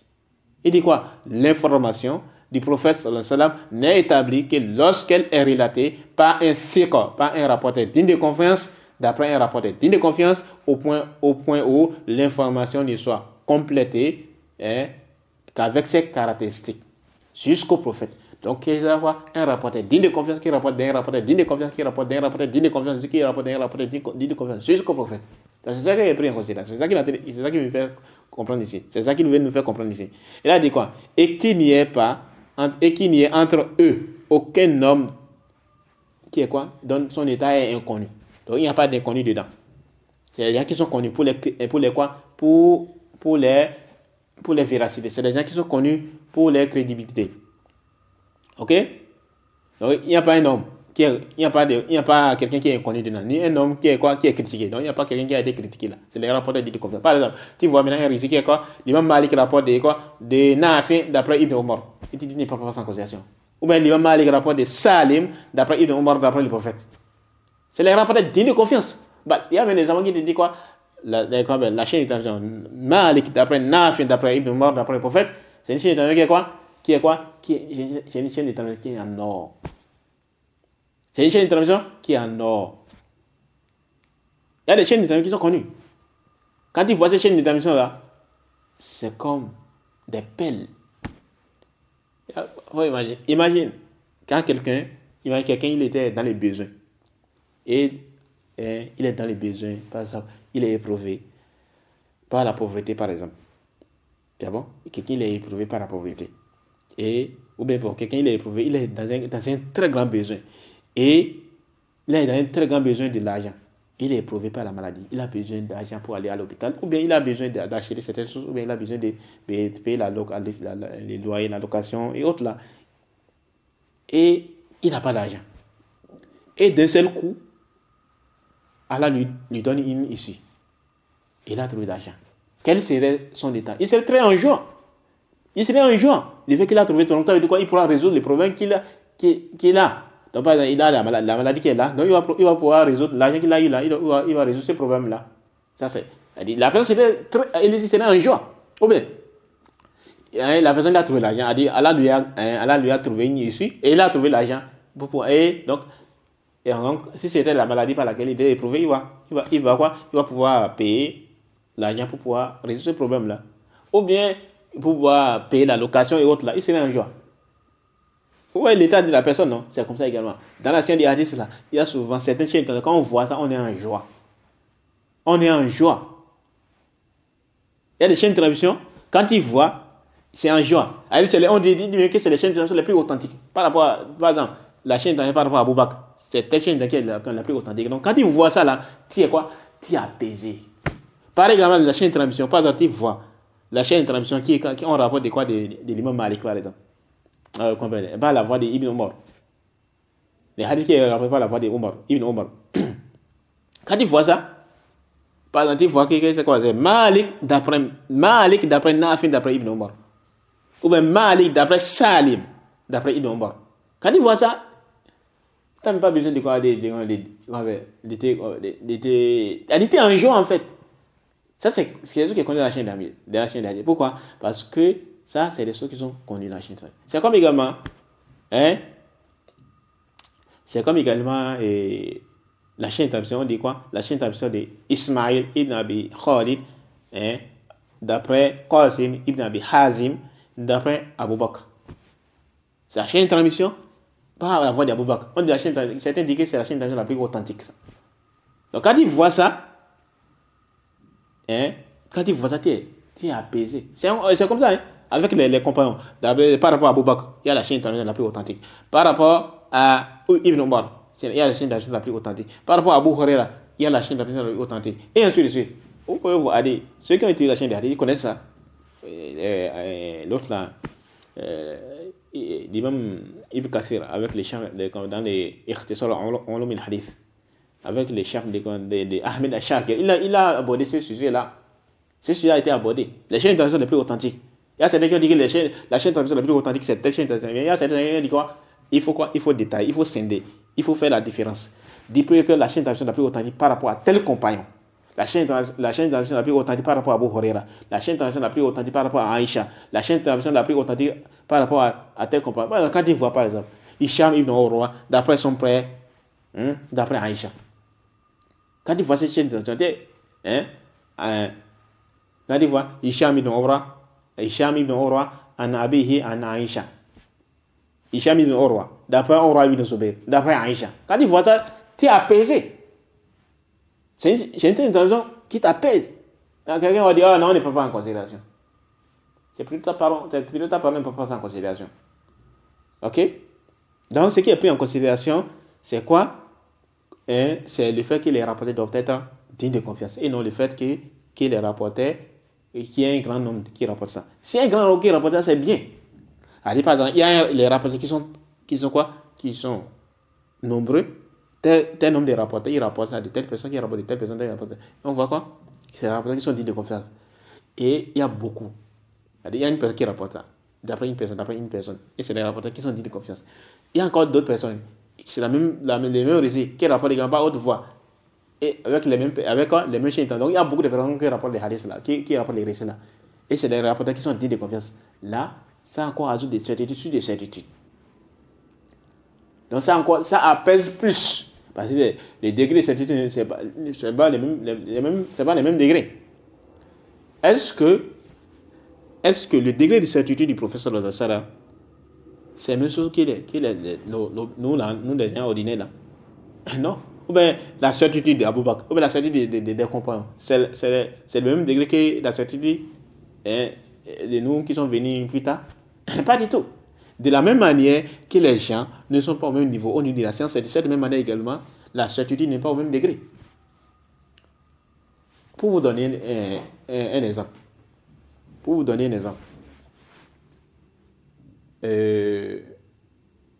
regarder. Quelqu'un qui a assisté à un événement.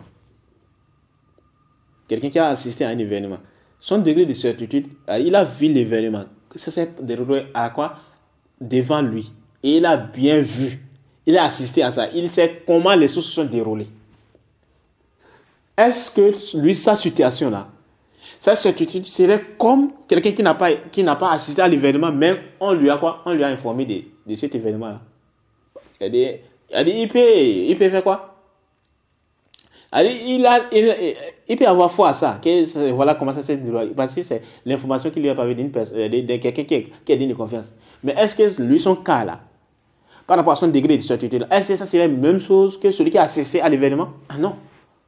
Ça, c'est pas la même chose. Ou bien, ça, c'est pas la même chose.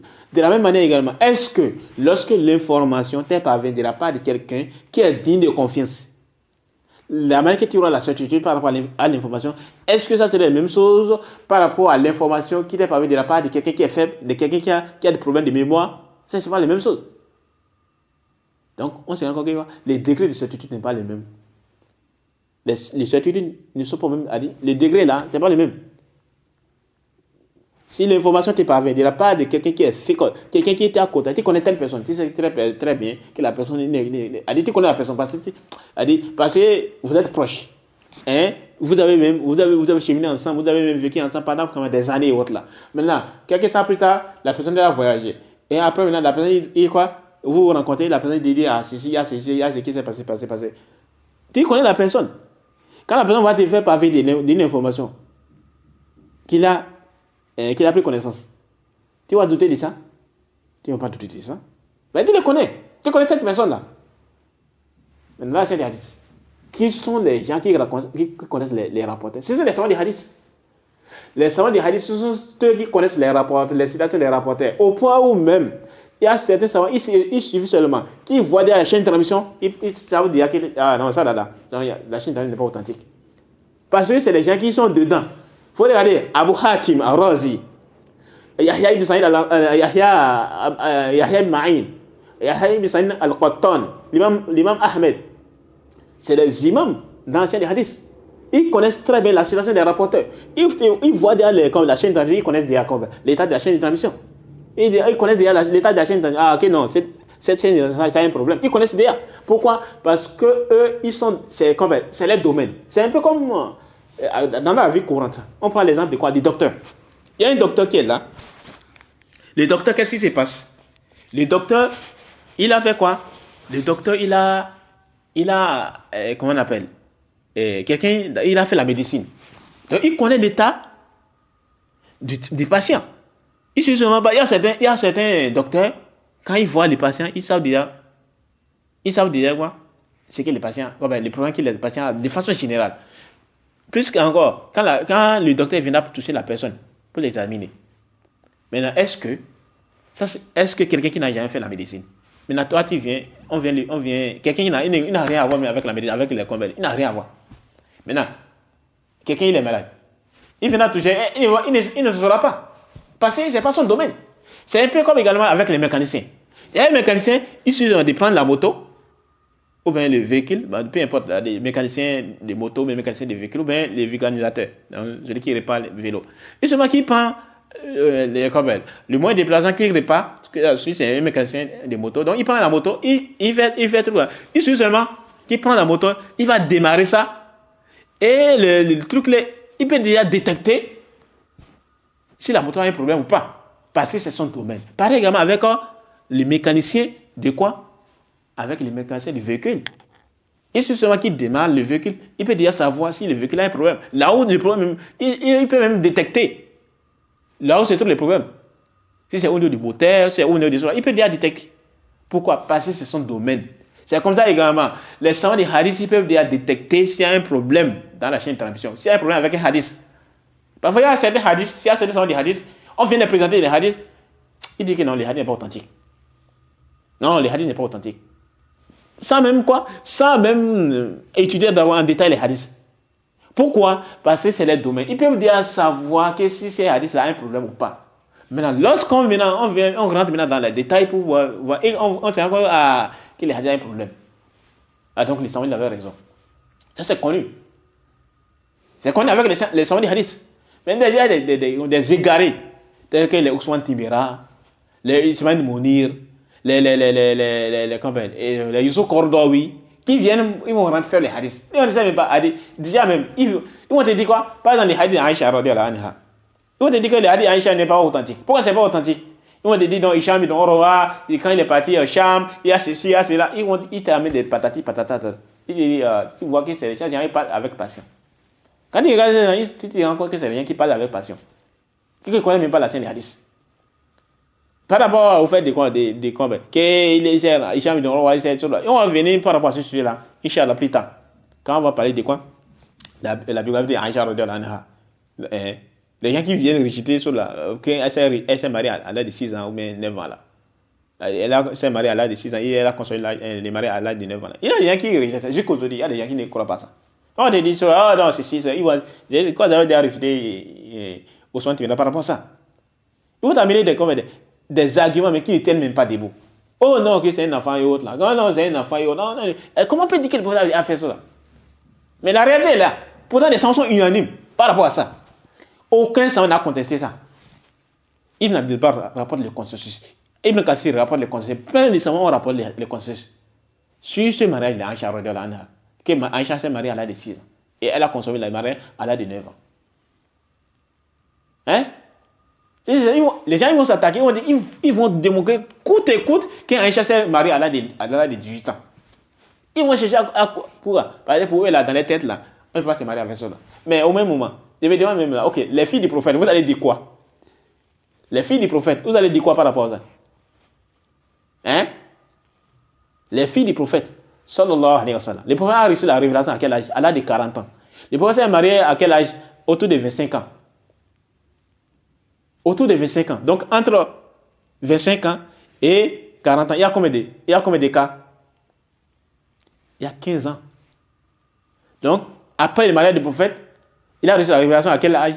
Après son mariage, à 15 ans après son mariage, avec Khadija radhiyallahu anha, et il a reçu la révélation. Mais dans cet espace-là, le prophète sallallahu alayhi wa sallam, il a eu des enfants. Ou bien, ça c'est connu. Ceux qui ont étudié la Bible, ils connaissent ça. Là. Donc, ça veut dire quoi? Le plus grand parmi les enfants du prophète, il a quand même moins de 15 ans. Ou bien, il a moins de 15 ans. Maintenant, qu'est-ce qui s'est passé? Il y a certaines filles du prophète qui se sont mariées avant la prophétie. Donc, elles se sont mariées. Quand on va compter, on va se rendre compte qu'elles se sont mariées avant quoi? Avant l'âge de 15 ans. Et c'est quoi la parler de ça? Vous voulez faire quoi? Vous voulez démontrer coûte que ah non, c'est ça. Ça ne passe pas en fait. Ça ne passe pas. Même la réalité, ils ont la réalité devant eux là. Ils vont coûte ils vont quoi? Vouloir à faire quoi? À rejeter ça. Pourtant, c'est la vérité. Vous vous attaquez au mariage d'Aïcha, non? Ok, maintenant, les mariages des filles du prophète. Vous allez faire quoi par rapport à ça? Le prophète s'est marié avec Khadija radhiyallahu anha alors qu'il avait 25 ans. Maintenant, il a reçu la révélation à l'âge de 14 ans. À l'âge de quoi? À l'âge de 40 ans. Donc, ça veut dire quoi? Après son mariage avec Khadija, c'est 15 ans plus tard, il a reçu la révélation. Donc, ça veut dire quoi? Lorsque le prophète a reçu la révélation, le plus grand des enfants du prophète, ou bien on veut dire quoi? La plus grande fille des prophètes a quand même moins, la moins de ce qu'on va dire elle a quand même quoi? Elle a quand même moins de 15 ans. La plus grande fille du prophète a quand même moins de 15 ans. Et donc, si le mariage, c'est qu'il faut attendre d'avoir 18 ans avant de se marier. Maintenant, comment c'est fait que les filles du prophète, certaines filles du prophète se sont mariées? Il y a l'une des filles du prophète qui s'est mariée avant la prophétie. Donc, elle avait moins de 14 ans quand elle s'est mariée. Puis elle s'est mariée avant la prophétie. Ou bien, elle s'est mariée avant la prophétie. Et quand le prophète a reçu la prophétie, il y a certains mécréants qui ont dit quoi? Ils ont demandé à Zola, il faut divorcer la fille du prophète là, pour lui faire du mal. C'est connu. C'est connu. C'est quoi vous avez parlé de ça dans la mise à garde contre Ousmane Timera. C'est quoi vous avez abordé ce sujet-là? Ok, vous allez dire quoi par rapport à ça? Vous voulez coûte les bazarophiles qui coûte démontrer qu'Aïcha s'est mariée à l'âge de 18 ans ou bien 19 ans. Écoute, ok, les filles du prophète, vous allez faire quoi par rapport à ça?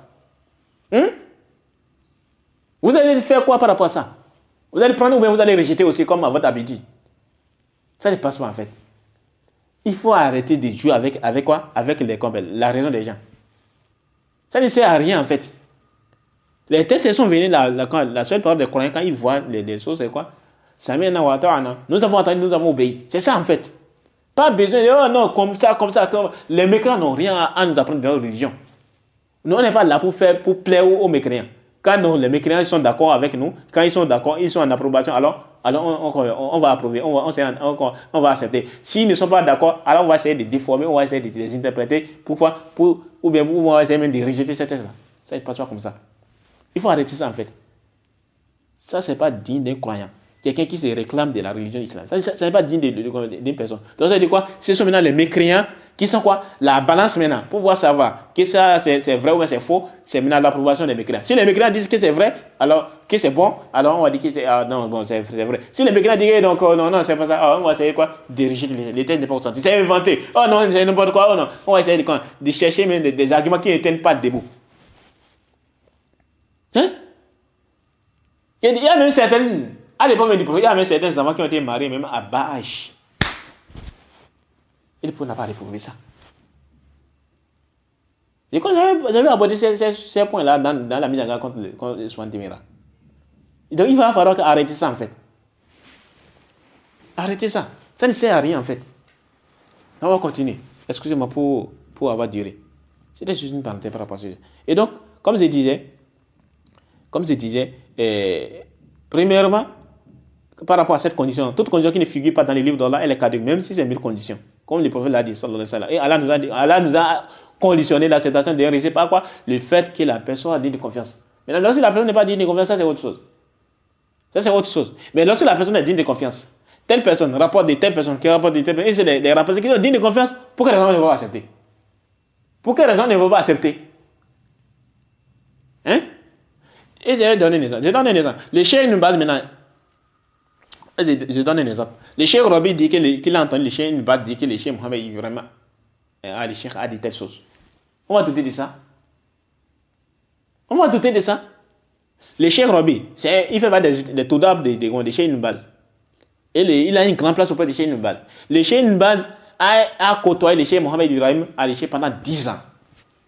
On dit qu'il fait même partie des étudiants qui sont à la tête de Mohamed le cheikh. Il fait partie des étudiants de cheikh Mohamed Ibrahim qui sont à la tête. Parce que les étudiants de cheikh Mohamed Ibrahim, ils ne sont pas même de guerre. Il y a ceux qui sont à la tête. Parmi les étudiants de cheikh Mohamed Ibrahim, il y a qui? Le cheikh Fawzan. Il y a qui encore? Le cheikh Mohamed Aman al-Najami. Il y a qui encore? Le cheikh Hamad al-Ansari. Il y a qui encore? Le cheikh Abdullah al-Qara'awi, le Mujaddid du sud de l'Arabie Saoudite. Parmi également, il y a encore le cheikh Mohamed ibn Ibrahim, le cheikh Mohamed ibn Salih al-Uthaymin. Il fait partie des toulab, des étudiants du cheikh Mohamed ibn Ibrahim. Il y a également le cheikh Abdullah ibn Humayd. Il y a également le cheikh Salih al-Huaydan. Il y a également le cheikh Hamoud Atouaïgiri. Tout ça sont des étudiants du cheikh Mohamed Ibrahim. On voit qu'ils sont des grands savants. Dans ceux-là, maintenant, ils nous disent maintenant. Il y a un qui a dit qu'il avait entendu le cheikh Mohamed Ibrahim dire ceci. Ou bien, par exemple, j'ai écouté un audio. Il y a un audio du cheikh Salih al-Huaydan qui dit quoi? Qu'il y a de cela quelqu'un. Et c'est lui seul qui a entendu ça. Le cheikh Salih al-Huaydan, il a dit quoi? Qui se rappelle, il y a de cela, des années, que le cheikh Mohamed ibn Ibrahim al-Cheikh, il envoyait des gens, des prêcheurs, pour aller dans chaque bibliothèque pour vérifier les livres. Les livres qui se trouvent là. Si les livres là, c'est les livres des gens légalement, on doit faire sortir ça. Donc il envoyait, ça fait partie des efforts de cheikh Mohamed Ibrahim dans la prédication. Il veillait à ce qu'on propageait les livres qui sont saints, les livres qui sont quoi? Qui sont connus pour les droitures, et non les livres qui sont connus pour les égarements et autres là. Et donc, il dit que le cheikh Salih al-Huaydan, quand il fasse il dit quoi? Que le cheikh Mohamed Ibrahim al-Cheikh, il a envoyé certaines personnes dans les bibliothèques, il les envoie dans différentes bibliothèques pour aller faire fouiller dans les bibliothèques les livres qui se trouvent dedans. Les livres qui se trouvent dedans là, ceux qui sont bons là, on les laisse. Ceux qui sont ceux qui ont des égarements, on doit les faire sortir. Il y a le cheikh Salih al-Huaydan qui a rapporté ça de son cheikh. On dit que non, on ne peut pas ça en considération. Alors que ce sont des étudiants. J'ai entendu le cheikh Salih al-Fawzan, Hafidhullah Ta'ala, qu'il est encore vivant. Le cheikh Fawzan est encore vivant. Il a dit quoi? Qu'il a entendu une parole du cheikh Mohamed Ibrahim al-Cheikh. Qu'il a dit quoi? Que le hadith où le prophète a dit quoi? Sallallahu alayhi wa sallam. Le hadith où le prophète a parlé de quoi? Que quand l'homme meurt là. Le hadith est connu. Lorsque la personne meurt là, il y a 3 choses. Tous ces œuvres-là, ils vont faire quoi? Ils vont s'arrêter. Sauf 3, à l'exception de 3. C'est un hadith qui est connu. Et là, parler de quoi? Les bonnes œuvres, la science que la personne il a laissée derrière lui. C'est bon? Et également, il a parlé également de quoi? Il a parlé également de trucs là. Une aumône continue. Les hadiths c'est connu. C'est pas quelque chose qui est ignoré. Hein? Les hadiths d'Abu Huraira, qui est dans le Sahih Muslim. Il a dit quoi? Idha mata al-insan inqata'a anhu amaluhu illa min thalatha. Illa min sadaqatin jariyah aw ilmin yuntafa'u bihi aw waladin salih yad'u lahu. Les hadiths c'est connu. Dans le Sahih Muslim. Où Abu Huraira anhu, il a dit quoi? Que le messager d'Allah sallallahu alayhi wa sallam a dit, le prophète a dit, sallallahu alayhi wa sallam, il a dit quoi? Lorsqu'une personne meurt, toutes ses œuvres sont interrompues, sauf 3. Une aumône continue, une science dont les gens tirent profit, et un enfant pieux qui invoque Allah pour lui. Le cheikh Fawzan, il a rapporté son cheikh Mohamed Ibrahim al-Cheikh, il a dit quoi? Qu'il a entendu dans l'une de ses interventions dire que quoi? Que la science, là, il a pas dit que la science est au-dessus.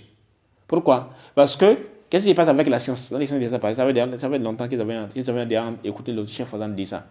Ça fait longtemps. Pourquoi? Parce que la science, la personne, qu'est-ce qui se passe? Il y a les gens qui vont apprendre. Tu prépares la science, les gens vont apprendre.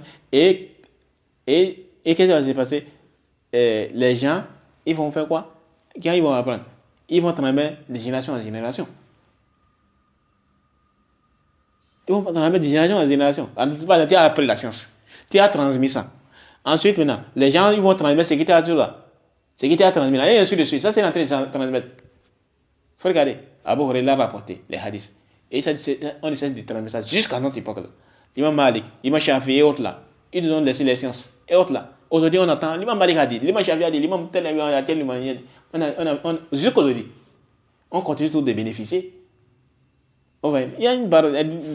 J'ai oublié les thèmes exacts que le chef a évoqué en fait. Peut-être dans la suite prochaine, je vais essayer de chercher l'audio là pour voir ce que le chef a dit exactement. Donc, par exemple, il n'aura pas de ça là. Il n'aura pas de ça là. Et est-ce qu'on va dire, on va rejeter ça? Ah non, pourquoi non, le chef Fazan, il connaît son cheikh. Les chefs ils connaissent son cheikh. Et autres là. Donc, quand il va nous apporter une information de la part de son cheikh, on va dire ah oui, on prend en considération. Pourquoi on va jeter ça? Donc c'est un peu ça en fait. Vous voyez, non? Donc ça c'est la première chose. La première chose pour réfuter ça. Qui est quoi? On va dire quoi? Que toute condition qui ne figure pas dans les livres d'Allah est le cas de même si c'est 1000 conditions. Ça c'est la première chose pour pouvoir réfuter d'abord les argumentaires, les conditions qu'ils apportent. Pour dire que non, on ne peut accepter une information que si c'est rapporté de la part d'un grand nombre de personnes. Ok, ça c'est la première chose. Ça. La deuxième, c'est quoi? Les savants des hadiths sont unanimes sur 5 conditions. Les savants des hadiths sont unanimes que si 5 conditions sont remplies, alors les récits sont authentiques. On accepte ça. L'acceptation des récits est conditionnée le fait que ça soit authentique. Ça, les savants sont unanimes par rapport à ça. Lorsque les hadiths sont authentiques, alors on accepte. Il n'est permis à personne de rejeter ça. Lorsque tu vois un hadith, et que les hadiths est venu de façon authentique, alors c'est obligatoire d'accepter ça. Et c'est obligatoire de se soumettre. Et ça fait l'unanimité des savants. Les savants n'ont pas divergé par rapport à ça. Lorsque les hadiths est authentique, alors on se soumet à son jugement. Et quand on dit que les hadiths est authentique, il y a 5 conditions qui font l'unanimité. La première, ils ont dit quoi? La crédibilité du rapporteur. Le fait que les rapporteurs doivent être dignes de confiance. Le fait que les rapporteurs doivent être crédibles. Bon, on va dire confiance. Il y a 2 conditions par là. Mais je vais plutôt dire quoi? Le fait que les rapporteurs doivent être crédibles. Il doit être intègre. L'intégrité du rapporteur. La crédibilité du rapporteur. Ça, c'est la première condition. La deuxième condition, la capacité de mémorisation des rapporteurs. Soit par le cœur, soit par les livres. Donc, le rapporteur a une parfaite capacité de mémorisation. Soit il rapporte les récits par le cœur, ou bien il rapporte les récits par les livres. Il y a certains rapporteurs qui rapportent avec les livres. Il y a d'autres qui rapportent avec le cœur. Ils ont mémorisé, ils connaissent ça par cœur. Ils connaissent ça par cœur.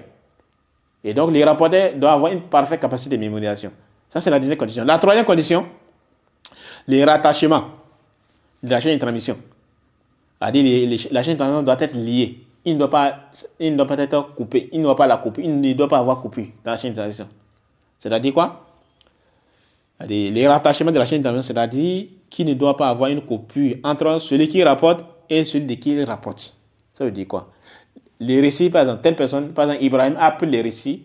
Ibrahim, je donne un exemple, c'est un exemple qu'il donne. Ibrahim rapporte un récit d'après Mohammed. Quand on parle de rattachement, c'est-à-dire quoi? Les récits là, Ibrahim a pris ça de Mohammed.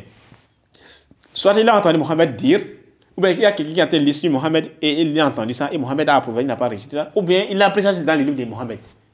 Donc il faut que quand même ça soit lié. Il ne doit pas avoir une coupure. C'est-à-dire, par exemple, Ibrahim a pris ça chez Isa qui a pris ça chez Mohammed. Donc il dit quoi d'après Mohammed? On dit ah non, il y a une coupure. Ou bien, par exemple, Mohammed, il est mort par exemple en 2010. Et Ibrahim, ou bien je vais prendre, je donne Mohammed est mort en 1990. Et Ibrahim est né en 2000. Maintenant, aujourd'hui, Ibrahim vient, il dit quoi? Mohamed m'a informé. Ou moi j'ai entendu Mohamed dire. On dit non, comment ça? Il y a une coupure. Mohamed est né avant mais qu'il soit né. Alors Mohamed est mort avant qu'il ne soit né. Comment tu as entendu ça chez lui? Vous voyez non? Donc il y a une coupure. Vous voyez non? Et surtout encore mais par rapport à l'époque là, par rapport à l'époque des non-salaf. Vous voyez non? Donc il faut que la chaîne ça doit être liée. Soit il a pris ça directement chez Mohamed, Mohamed est en train de narrer, il a entendu ça c'est lui, il a pris ça c'est lui, ou bien quelqu'un est en train de lire sur Mohamed. Donc Mohamed a son livre là où il a compilé les hadiths et l'un de ces il est en train de lire dans l'assise et il est en train d'écouter. Et les gens qui sont dans le présent, ils sont en train de prendre note. Donc quelqu'un est en train de lire sur Mohamed et il a entendu ça. Vous voyez non? Donc, soit c'est pas assez bien, il a pris ça, ou soit il a trouvé le livre de Mohamed, il a rapporté le hadith, et que le livre est prouvé de Mohamed, et donc il prend ça. Il prend ça chez lui. Donc, on dit quoi que la génération est liée. Mais si par exemple, comme par l'autre cas où on a dit quoi, telle personne, il est mort en 1990, et lui il est né en 2010 ou en 2000, et après il vient me dire que telle personne m'a rapporté. On dit, ah non, il y a un problème. Comment il t'a enseigné chez lui, à quel moment? Donc, il y a une coupure. Donc, la chaîne d'année doit être liée. À chaque étape de la chaîne d'année, il doit avoir quoi? Ça doit être lié, ça doit être rattaché. Il ne doit pas avoir une coupure. Ça, c'est la troisième condition, ça. La quatrième condition, donc je pense que vous avez compris par rapport au rattachement de la chaîne d'attention. En d'autres termes, il doit prendre le récit de celui de qui il rapporte. Soit il a pris les hadiths dans les livres de la personne de qui il rapporte, ou soit il a entendu directement la personne dire, ou bien quelqu'un a lu sur la personne et il a entendu ça. Ok? Donc ça c'est la troisième condition. La quatrième condition c'est quoi? Les hadiths ne doivent pas être marginal. Les récits ne doivent pas être marginal. Qu'on appelle quoi? Hadiths sont shadhun. Marginal. Isolé. C'est bon? Les hadiths ne doivent pas être marginal. Et enfin, les hadiths ne doivent pas avoir une cause cachée qui empêche son authenticité. Voilà les 5 conditions. Les détails, ça c'est dans une autre occasion. Ok? Voilà les 5 conditions. Si les 5 conditions sont remplies, alors les hadiths sont authentiques. Quelqu'un peut dire, ah non, mais on est hadith change là, on parle d'un groupe de personnes et autres là. On dit oui. Parfois, mais les hadiths peut-être change, c'est pour le groupe là, qui c'est quoi? C'est-à-dire, quand on parle de hadith change par exemple, on dit quoi? C'est pas un groupe, c'est pas un grand nombre. C'est pas forcément un grand nombre. Parce qu'il y a 2 rapporteurs qui rapportent. Par exemple, je donne un exemple. Mohamed ibn Ishaq, c'est quelqu'un, individuel des savants. Il y a certains savants qui l'ont critiqué. Il y a certains qui l'ont traité de menteur et autres là. Mais la moindre des choses qu'on va dire que c'est un rapporteur qui est sadouk. Donc lorsqu'il vient dans la chaîne de transmission, dans un hadith là, il est quoi? Il est acceptable. Maintenant, si on voit, il y a 2 rapporteurs qui ont rapporté les hadiths. Et un, c'est Mohamed ibn Ishaq. Il y a l'autre là, c'est qui? C'est une autre personne. Il y a une autre, les récits à rapporter à une autre personne. Et que Mohamed ibn Ishaq, il a contredit la personne là. Ils ont pris ça, les récits, c'est le même professeur. Hein. Et que l'autre là, il est digne de confiance qu'il est quoi? Il n'a pas de critiqué. Il a une parfaite capacité de mémorisation et autre là. Aucun son ne l'a critiqué. Donc, quand on regarde, on se rend compte que quoi? Que Mohamed ibn Ishaq a contredit la personne. Mais qu'est-ce qu'on fait? On dit quoi? Que la version de Mohamed ibn Ishaq n'est pas authentique. Shadhun. Parce qu'il a contredit un rapporteur qui est digne de confiance. Il a contredit un rapporteur qui est digne de confiance. Vous voyez, non? Ça, c'est connu dans l'ancien hadith. Donc, on va dire quoi? Sa version est shadhun. Certains même ils vont me dire quoi? Que sa version là est munkar. Que sa version est munkar. Il y a certains qui vont te dire ça même. Et pour vous donner un exemple. Il y a un hadith là, un récit. Il y a un récit. Par exemple, souvent il y a certains qui amènent ça, mais je vais vous donner un exemple. Mohamed, avec le cas de Mohamed ibn Ishaq. Mohamed ibn Ishaq, ils ont rapporté un récit. Ils ont rapporté un récit et qu'est-ce qui se passe? C'est que les récits qu'ils ont rapportés là, le Mohamed ibn Ishaq, il a rapporté, c'est un récit de Jabir. Maintenant, qu'est-ce qui se passe? C'est que c'est les récits là. Excusez-moi. C'est le récit là, les Tariq Salah là.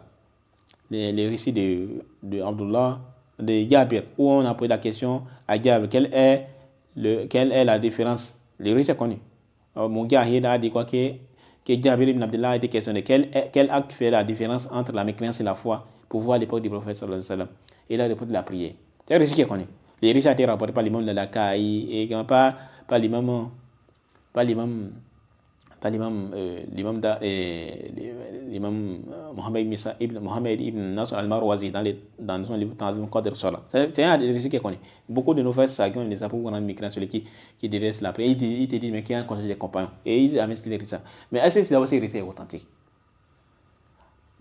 Les Cheikh Rabi a démontré que les récits sont pas authentiques. Ces récits n'est pas authentiques. Pourquoi? Parce que dans la chaîne de transmission, les récits ne viennent pas la voix de qui? Ils viennent pas la voix de Mohamed ibn Ishaq, d'après Aban ibn Salih, d'après Mujahid, qui a dit que Jabir a été questionné. Et dans la chaîne de transmission, on voit qu'il y a Mohamed ibn Ishaq. Et c'est Mohamed ibn Ishaq, là, comme je disais, les savants divergent sur son cas. Mais ce qu'on peut dire, à cause le chien, on va dire que c'est un rapporteur qui est sordouk. Donc il est acceptable. Et donc, lorsqu'il est dans un récit, dans un hadith, alors le hadith, il est Hassan. Mais à condition qu'il ne fasse quoi? À condition qu'il ne contredise pas un rapporteur digne de confiance, mais qu'il ne se zole pas avec les récits. Sinon, on va faire quoi? On va rendre faible les récits. Ça, c'est contre la chaîne des hadiths.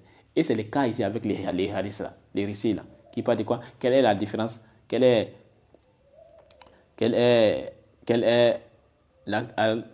acte fait la différence entre la mécréance et la foi à l'époque du professeur de ça? C'est un récit qui est connu. Et qu'est-ce qui s'est passé? Quand il est chez Rabi, il a dit quoi? Il a dit parmi les preuves de sa faiblesse, le fait qu'il a contredit celui qui a une capacité de mémorisation qui est lui, dans les rapportages de ces récits. Il a dit Mohamed ibn Nasr al-Marwazi a rapporté dans son livre Tanzim Qadr Salah. Il a dit quoi? Yahya ibn Yahya nous a narré, qui dit qu'Abu Haythama nous a informé qu'Abu Zubair l'a informé qu'il a entendu un homme questionner Jabir en lui disant: est-ce que vous considérez le péché comme étant des shirk? Et Jabir a répondu non. Et il lui a dit: qu'est-ce qu'il y a entre le serviteur et la mécréance? Et Jabir a dit quoi? Le délaissement de la prière. Quand on regarde les récits là, on voit que c'est pas les mêmes choses que l'autre version là, où on dit quoi? On demande à Jabir: quel acte faisait la différence entre la mécréance et la foi pour vous à l'époque du prophète? Et Jabir a dit quoi? La prière. Par contre, et ça, c'est la version de Mohamed ibn Ishaq. Par contre, il y a une autre version qui dit quoi? Il y a une autre version qui dit quoi? On a demandé à Jabir: est-ce que vous considérez le péché comme étant du shirk? Et il a dit non. Il lui a dit: qu'est-ce qu'il y a entre le serviteur et la mécréance? Il a dit quoi? Le délaissement de la prière. Et le Cheikh Rabi dit quoi? Que le lecteur voit ici que Jabir ici n'a pas rapporté ce jugement-là des compagnons sur celui qui délaisse la prière. C'est plutôt lui qui a jugé de la mécréance. Il y a ceux qui ont amené ça, ils ont dit que les compagnons sont unanimes. Voilà. Donc, qu'est-ce qui se passe? C'est que l'autre récit là, c'est rapporté par quoi? Mohamed ibn Ishaq, d'après Abba ibn Salih, d'après Mujahid. Alors que les récits, on voit quoi? Que Yahya ibn Yahya qui a rapporté de Abu Khaythama que Abu Zubayr l'a informé sur là. Donc, en fait, il a contredit en fait. Bon, ça, c'est juste un résumé. Puis, dans une autre occasion, on va parler en détail par rapport à ça. Et donc, il a contredit un rapporteur qui est sur là. C'est pas le Cheikh Rabi a dit quoi? Que c'est faible, en fait. C'est pas authentique. Donc, ce qui est authentique, c'est ce qui est venu de Diable, où il a dit quoi? Qu'on lui a demandé quelle est la différence? Qu'est-ce que vous différenciez? Qu'est-ce que vous considérez comme les péchés? Est-ce que vous considérez les péchés comme des shirk? Il a dit non. Il a dit qu'est-ce qu'il y a entre le serviteur et la mécréance? Il a dit les directions de la prière. Et c'est la même chose que le prophète a dit. Donc, Jabir a répété la même chose que le prophète. Et là, il n'y a pas de problème. Le problème maintenant, c'est la compréhension maintenant. On voit non. Mais bref, c'est là juste une parenthèse. Donc le shadh, ça peut être quoi au niveau de... On va revenir par rapport à ce sujet-là dans une autre occasion, ok? Dans une autre occasion. C'est là juste une parenthèse par rapport à ça. Et donc, qu'est-ce qui se passe? C'est que les shadh, c'est pas forcément un grand nombre qui va rapporter. Ça peut être deux rapporteurs. Maintenant, il y a un qui est faible et l'autre qui est thick. Donc, il contredit les faibles, là, vient contre les thick. Là, on va dire que c'est quoi? C'est marginal. Et parfois même, il y a un grand nombre qui rapporte. Et il y a une autre personne qui contredit. Et on dit quoi? Que c'est celui qui a contredit là, c'est pour lui là qui est authentique. Les grands nombres là, c'est pas authentique. Tout ça, ça vient quoi? Ça vient démolir cette condition de dire qu'il faut quoi? Un grand nombre qui rapporte. Troisièmement, et c'est ça qui vient de dire là, ce qui vient de rendre cadre cette condition, c'est le fait que parfois un grand nombre de rapporteurs rapportent un hadith et il y a quelqu'un qui s'isole. Et les savants des hadiths disent que c'est celui qui s'est isolé là, c'est pour lui là, qui est quoi? C'est lui qui a raison et que les restes là, ils se sont trompés. Les grands nombres là, ils se sont trompés. Par exemple, il y a parfois tu vois, certains hadiths où on dit quoi? On dit quoi? Il y a certains rapporteurs qui disent qu'il est rapporté, les hadiths sont rapportés d'après Malik, d'après Nafi, d'après Ibn Umar. Il y a une dizaine de personnes qui rapportent comme ça. Et un rapporteur qui vient, il rapporte, il dit que c'est Malik, d'après Salim, d'après Ibn Umar. Donc il a contredit là. Est-ce que c'est Salim ou bien c'est Nafi? Les rapporteurs là, il dit que c'est Salim. Et un grand homme dit quoi? Que c'est Nafi. Et certains savants te disent quoi? Abu Hadi dit quoi? C'est celui qui a dit que c'est Salim, c'est pour lui là qui est authentique. Donc il n'a pas regardé ici le grand homme. Vous voyez non? Donc il faut faire attention par rapport à ça. Il faut faire attention par rapport à ça. Et donc les savants disent quoi? Que certains savants te disent quoi? Que c'est celui qui s'est isolé là, c'est pour lui là, c'est lui qui a raison et que le reste s'est trompé. Et donc si votre argumentaire, c'est que les hadiths qu'une personne peut se tromper, alors le grand nombre aussi peut se tromper. Alors on fait comment donc? Si c'est les hadiths, une personne peut se tromper. Ok, maintenant les grands nombres aussi peuvent se tromper. Oh ben, les grands nombres aussi peuvent se tromper. Puisque, tu vois, on dit Salim, d'après Malik, d'après Nafin, d'après Ibn Umar. Il y a un autre qui rapporte, il dit quoi? D'après Malik, d'après Salim, d'après Ibn Umar. Et les savants disent quoi? C'est plutôt d'autres là qui est authentique. Et je me rappelle, il y a un récit comme ça qu'on rapporte de Sufyan Ibn Uyayna. Ils ont rapporté les récits. Ils ont dit que quoi? En fait, il y a Ma'mar Ibn Rashid et Ibn Jurayj, je crois, et un autre là. En fait, ces deux rapportés quand même, ils ont dit des conversions des étudiants de l'imam Zuhri, Ibn Shihab. Ils ont rapporté, les étudiants ils ont divergé entre eux. Il y a certains qui ont rapporté ça, Mursala, c'est-à-dire que Zuhri rapporte directement du prophète. Certains rapportent, quoi, ces deux rapportés comme ça. Et Sufyan ibn Uyayna, il a contredit. Il a dit quoi? Il a dit que Zuhri l'a informé d'après le compagnon Abdullah ibn Umar. C'était aussi de la janaza. Les hadiths ont un rapport avec la janaza. Et qu'il a amené ça jusqu'au prophète. Donc, on se rend compte quoi? Que Sufyan ibn Uyayna, il a rapporté ça avec une chaîne qui est rattachée. Il y a un compagnon entre le prophète et Zuhri, qui est quoi? Abdullah ibn Umar. Maintenant, il y a d'autres compagnons, il y a d'autres rapporteurs qui ont rapporté ça, Mursala. Zuhri qui rapporte directement du prophète. Et il n'y a pas Ibn Umar dedans. Donc il y a certains qui ont dit que non, les récits là, la version de Sufyan ibn Uyayna, c'est faible, c'est pas authentique. Il s'est trompé là.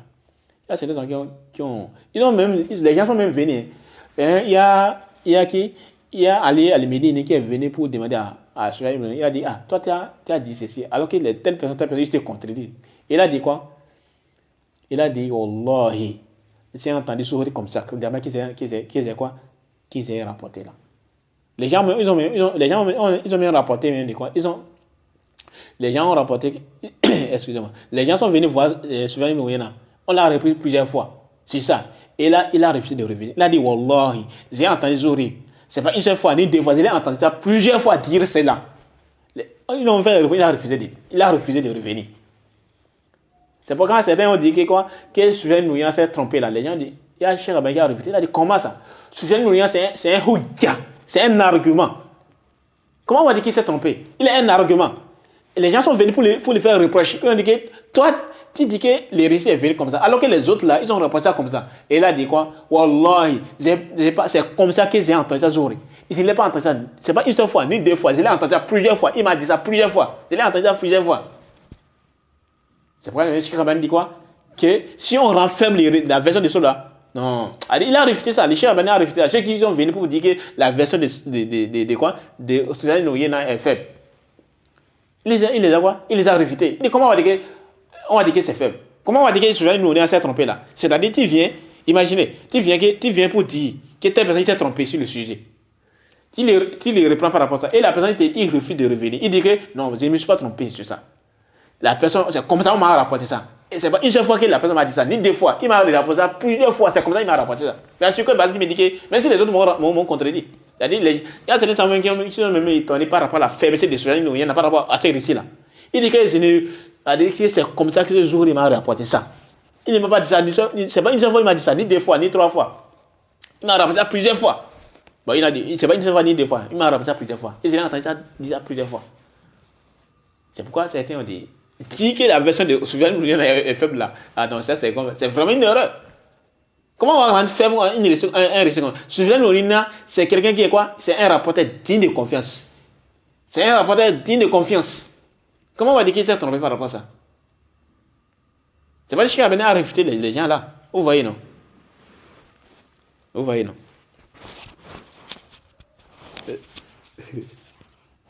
Ah, excusez-moi, on a beaucoup duré. Donc ça c'est le... Donc on va aller vite pour terminer. Quatrièmement, le prophète sallallahu alayhi wa sallam, il a envoyé certains compagnons dans différents endroits pour prêcher. Et dedans là, il enseignait la croyance. Donc le prophète sallallahu alayhi wa sallam, selon votre argumentaire, il faut que plusieurs personnes rapportent ça, non? Ok, donc selon votre argumentaire, le prophète a mal agi. Si on prend votre argumentaire, il faut qu'un grand nombre rapporte. Ok, donc le prophète, par rapport à votre argumentaire, le prophète a mal agi. Par exemple, Moaz ibn Jabal, le prophète l'a envoyé au Yémen. Il a dit d'aller prêcher. Il a dit de prêcher. Il les a enseignés, les bases de la religion. La croyance, les tawhid et autres, il les a enseignés. Ainsi que les ahkam. C'est pas plusieurs personnes qu'il a envoyé. Il a envoyé une seule personne. Ou bien, quelqu'un peut dire non, ils sont deux. Et il y a Abu Moussa al-Ash'ari. C'est pas dans la même région. C'est vrai que c'est au Yémen, mais c'est différents endroits, comme les témoins les récits. Et à supposer que c'est deux personnes, ok, il n'y a pas de problème. Même si c'était dans les mêmes, ok, il n'y a pas de problème. Deux personnes, si quand c'est deux personnes, vous acceptez, vous parlez des grands nombres, non? Deux personnes, c'est un grand nombre. C'est toujours ahad. Peut-être vous conditionnez que ça soit mutawatir pour pouvoir accepter. Mais toujours, c'est deux. Ça ne passe pas toujours. Vous voyez, non? Si on prend, qu'il faut envoyer Moaz et Abu Moussa al-Ash'ari au Yémen, ça par rapport à votre argumentaire, ça ne passe pas. Vous êtes censé ne pas accepter ça. Parce que ce n'est pas un grand nombre qui a rapporté. Donc on fait comment? Donc selon votre argumentaire, le prophète a mal agi. Si vous dites que le prophète a bien agi, donc ça dit que votre argumentaire ne tient pas. Le fait de conditionner. Le prophète n'a pas compris que pour accepter l'information, il faut quoi? Il faut un grand nombre. Sinon le prophète allait envoyer ses compagnons, un bon nombre de compagnons. Et non un ou bien deux. Vous voyez, non? Encore que même les récits là. Il y a plein de récits. C'est un argument qui n'est pas même. Les gens ont même refuté ça en fait. Venir dire que l'acceptation, on ne peut accepter les récits que si ça ne rapporte pas un grand nombre. Ça ne passe pas. C'est un égarement en fait. Vous voyez, non? Donc, premièrement, pour récapituler, et c'est là où on va terminer. Premièrement, le fait de dire que, par rapport à les paroles, donc, ces gens-là qui ont des problèmes dans la religion et qui conditionnent l'acceptation des récits prophétiques par le fait qu'il faut un grand nombre qui rapporte, surtout si ça a des questions en rapport avec la croyance, on dit en réfutation, premièrement, que c'est une condition qui ne figure pas dans les livres d'Allah. Et toute condition qui ne figure pas dans les livres d'Allah, c'est caduque. Ce qu'Allah a plutôt conditionné, c'est quoi? Le fait que les récits soient, il faut que ce soit quelqu'un qui est digne de confiance. On a mis les versets d'Asot Figurat là. Ça, c'est premièrement. Deuxièmement, qu'est-ce qu'il y a? Les savants des hadiths conditionnent l'authenticité d'un hadith par 5 conditions. Et lorsque les 5 conditions sont remplies, alors les récits sont authentiques. Et parmi ces 5 conditions-là, alors les récits sont authentiques, il est obligatoire d'accepter. Et parmi ces 5 conditions, il n'y a pas quoi? Il faut un grand nombre qui rapporte. Il n'y a pas ça. Ça ne figure pas dans les 5 conditions. Troisièmement, parfois certains savants des hadiths, ils vont rendre faibles, ou bien parfois certains savants des hadiths, ils vont quoi? Parfois un grand nombre de rapporteurs rapportent un hadith. Et il y a quelqu'un qui vient les contredire, il s'isole. Et certains savants des hadiths, ils disent quoi? C'est celui qui s'est isolé, c'est celui qui les a contredits, c'est lui qui a raison. Ça c'est condamnation des hadiths. Et donc votre argumentaire tombe, ça ne se passe pas. Et donc, si pour vous, un petit nombre peut se tromper, alors aussi, on peut aussi envoyer la même chose pour dire un grand nombre aussi peut se tromper. Et ça, c'est une réalité qui est connue. Et quatrièmement, le prophète sallallahu alayhi wa sallam a envoyé certains compagnons dans différents endroits pour prêcher, pour faire la dawa. Et dedans, ils enseignent la croyance et autres là. Il a même envoyé certaines personnes avec une lettre et autres là, pour les inviter à l'islam et autres là. Ça c'est connu dans la biographie du prophète. Donc par rapport à votre argumentaire, le prophète a mal agi. Si vous dites ça, c'est une parole très grave. Dites que le prophète a mal fait. C'est très grave ça. Et si vous acceptez que le prophète a bien fait, donc votre argumentaire n'y passe pas. Vous voyez, non? Donc on va s'arrêter ici. Prochainement, on va commencer maintenant avec l'explication du matn, où le prophète dit quoi? Sallallahu alayhi wa sallam, innamal a'mal binniyat, les actes n'évoquent pas les intentions. Donc on va s'arrêter ici. Subhanakallah wa bihamdik, ashhadu an la ilaha illa ant, astaghfiruka wa atubu ilayk. Assalamu alaikum wa rahmatullahi wa barakatuh.